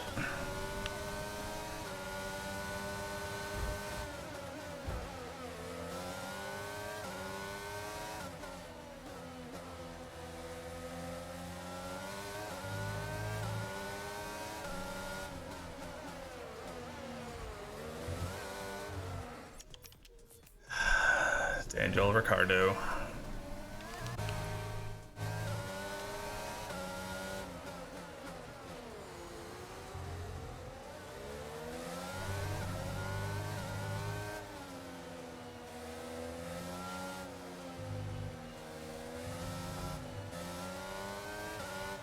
Be 2 seconds. Oh, he's gonna have me here. Keep on him, you might make a mistake. Your price would come out to 2560, 2560, or sorry, yeah, 2500. I would say so. My follow-up question would be, what is like the ultimate goal for this PC? Is it just kind of an all-arounder, race sim kind of thing? Because you could probably definitely do. I mean, that would probably be pretty solid. You at a rate of about 2 seconds a lap, be aware.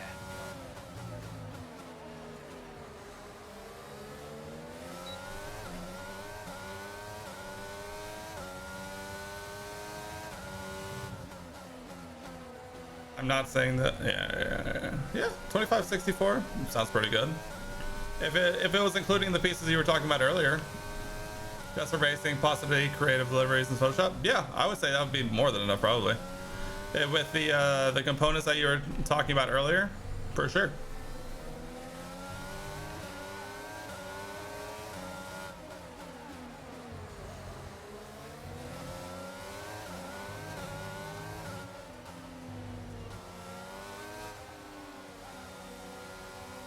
Blue flag, blue flag.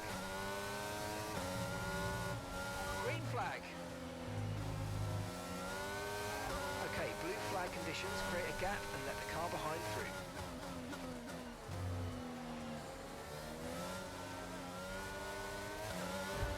All right, George. Yeah, for sure, my guy. Anything I can do to be helpful, I will take happily.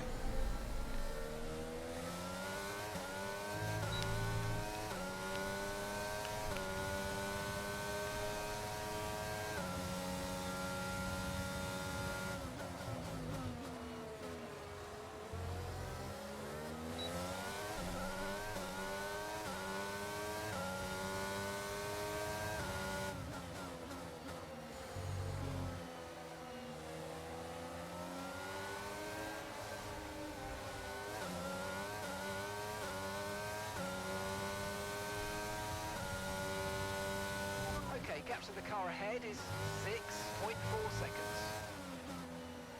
This underbody damage I have sustained in this race is not appreciated.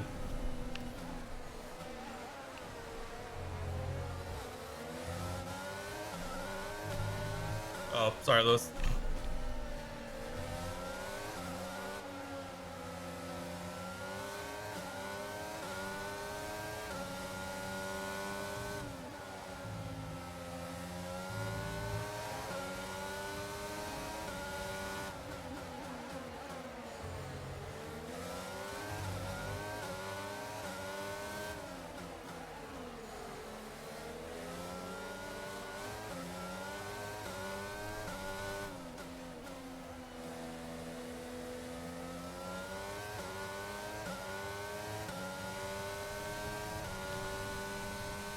Yes, fight each other. Fight each other.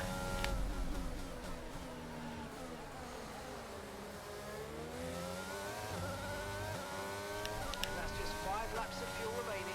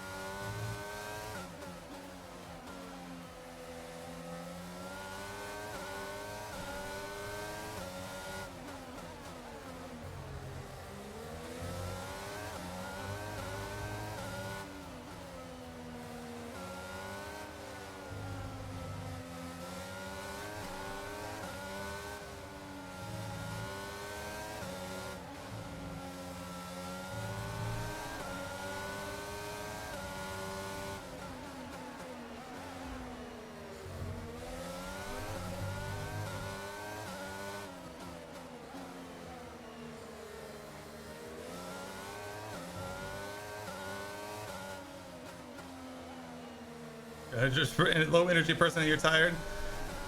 Get out of here, Dynamite. Go get some rest, my guy. It is getting late. We're running a bit long compared to what I normally do, so I appreciate you just coming and hanging out.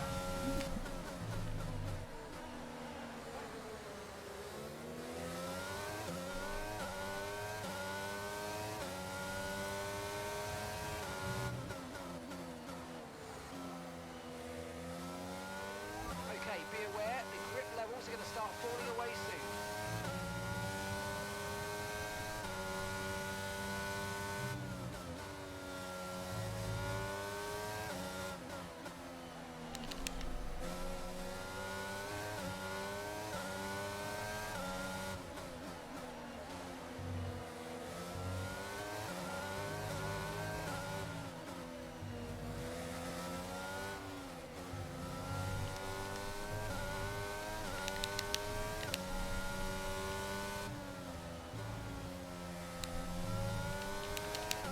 Our gap to the car in front is 11.4 seconds.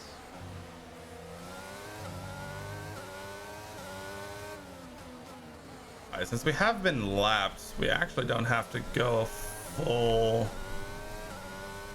one more full lap, so we actually only have a couple of laps left, which is extremely needed for us.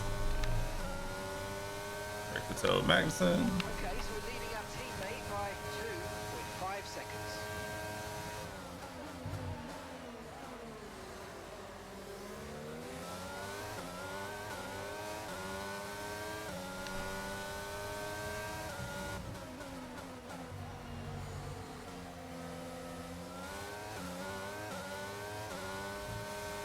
Right, we've got enough fuel for 3 more laps. That's good. We only need 2 more laps.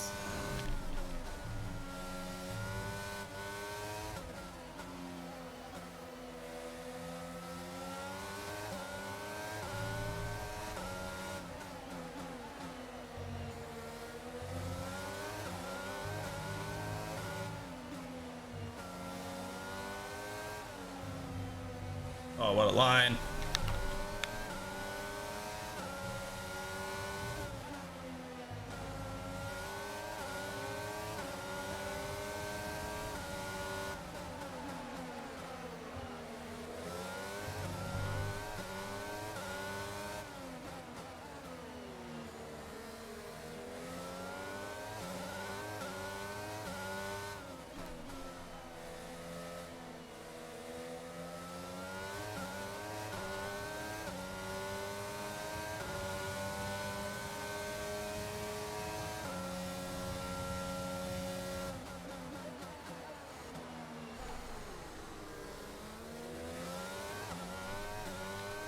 Go on, Pastry. Go on, son.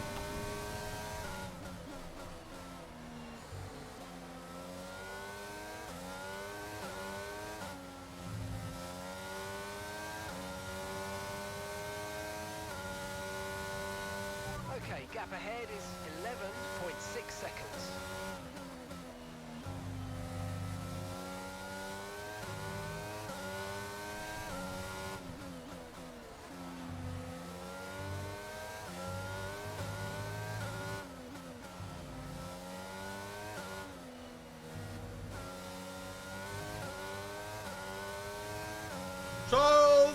Leclerc comes home to win the Hungarian Grand Prix.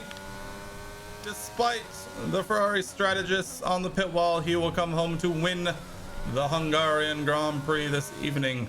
Congratulations to Charles, who absolutely continues to just absolutely run away with the World Drivers' Championship this year.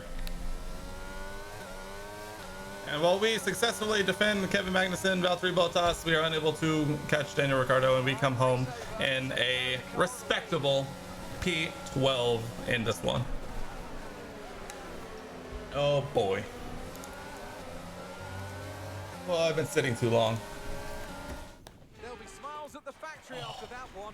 A great race and a real team performance. Congratulations, Ferrari. Congratulations, Charles Leclerc.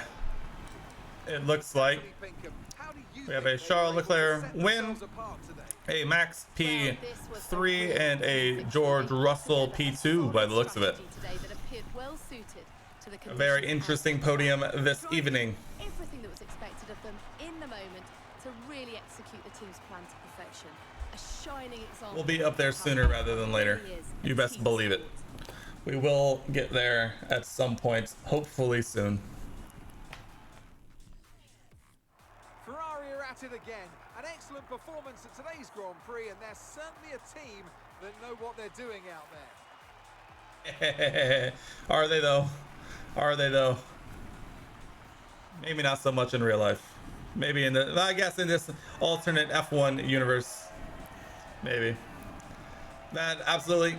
I am honestly about done here anyway, so go get some rest, get some sleep. It was nice chatting with you as always, and hopefully catch you next time, the time after that. Get some rest, and I'll talk to you later, my guy. I appreciate you.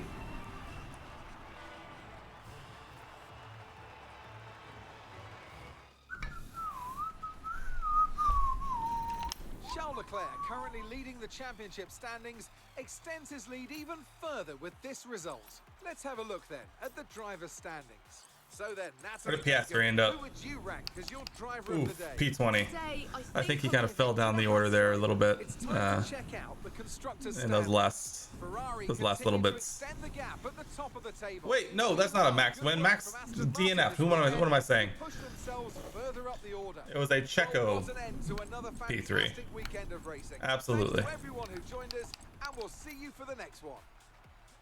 We hold on to our P11, and in the constructors, Haas overtakes us with Mick getting into the points. Unfortunate for us, but oh well. It just gives us something to shoot for going forward. We also lose to Daniel, and so he once again gets the one up on us onto that one. But we will hit team acclaim level 12, which is great for us. Why is the opaque one broken? Or does both of us have to qualify in P15 or better? That's a good question. I might have to look into that a little bit. We'll see. We'll see. We get a win with our DRS activation upgrade.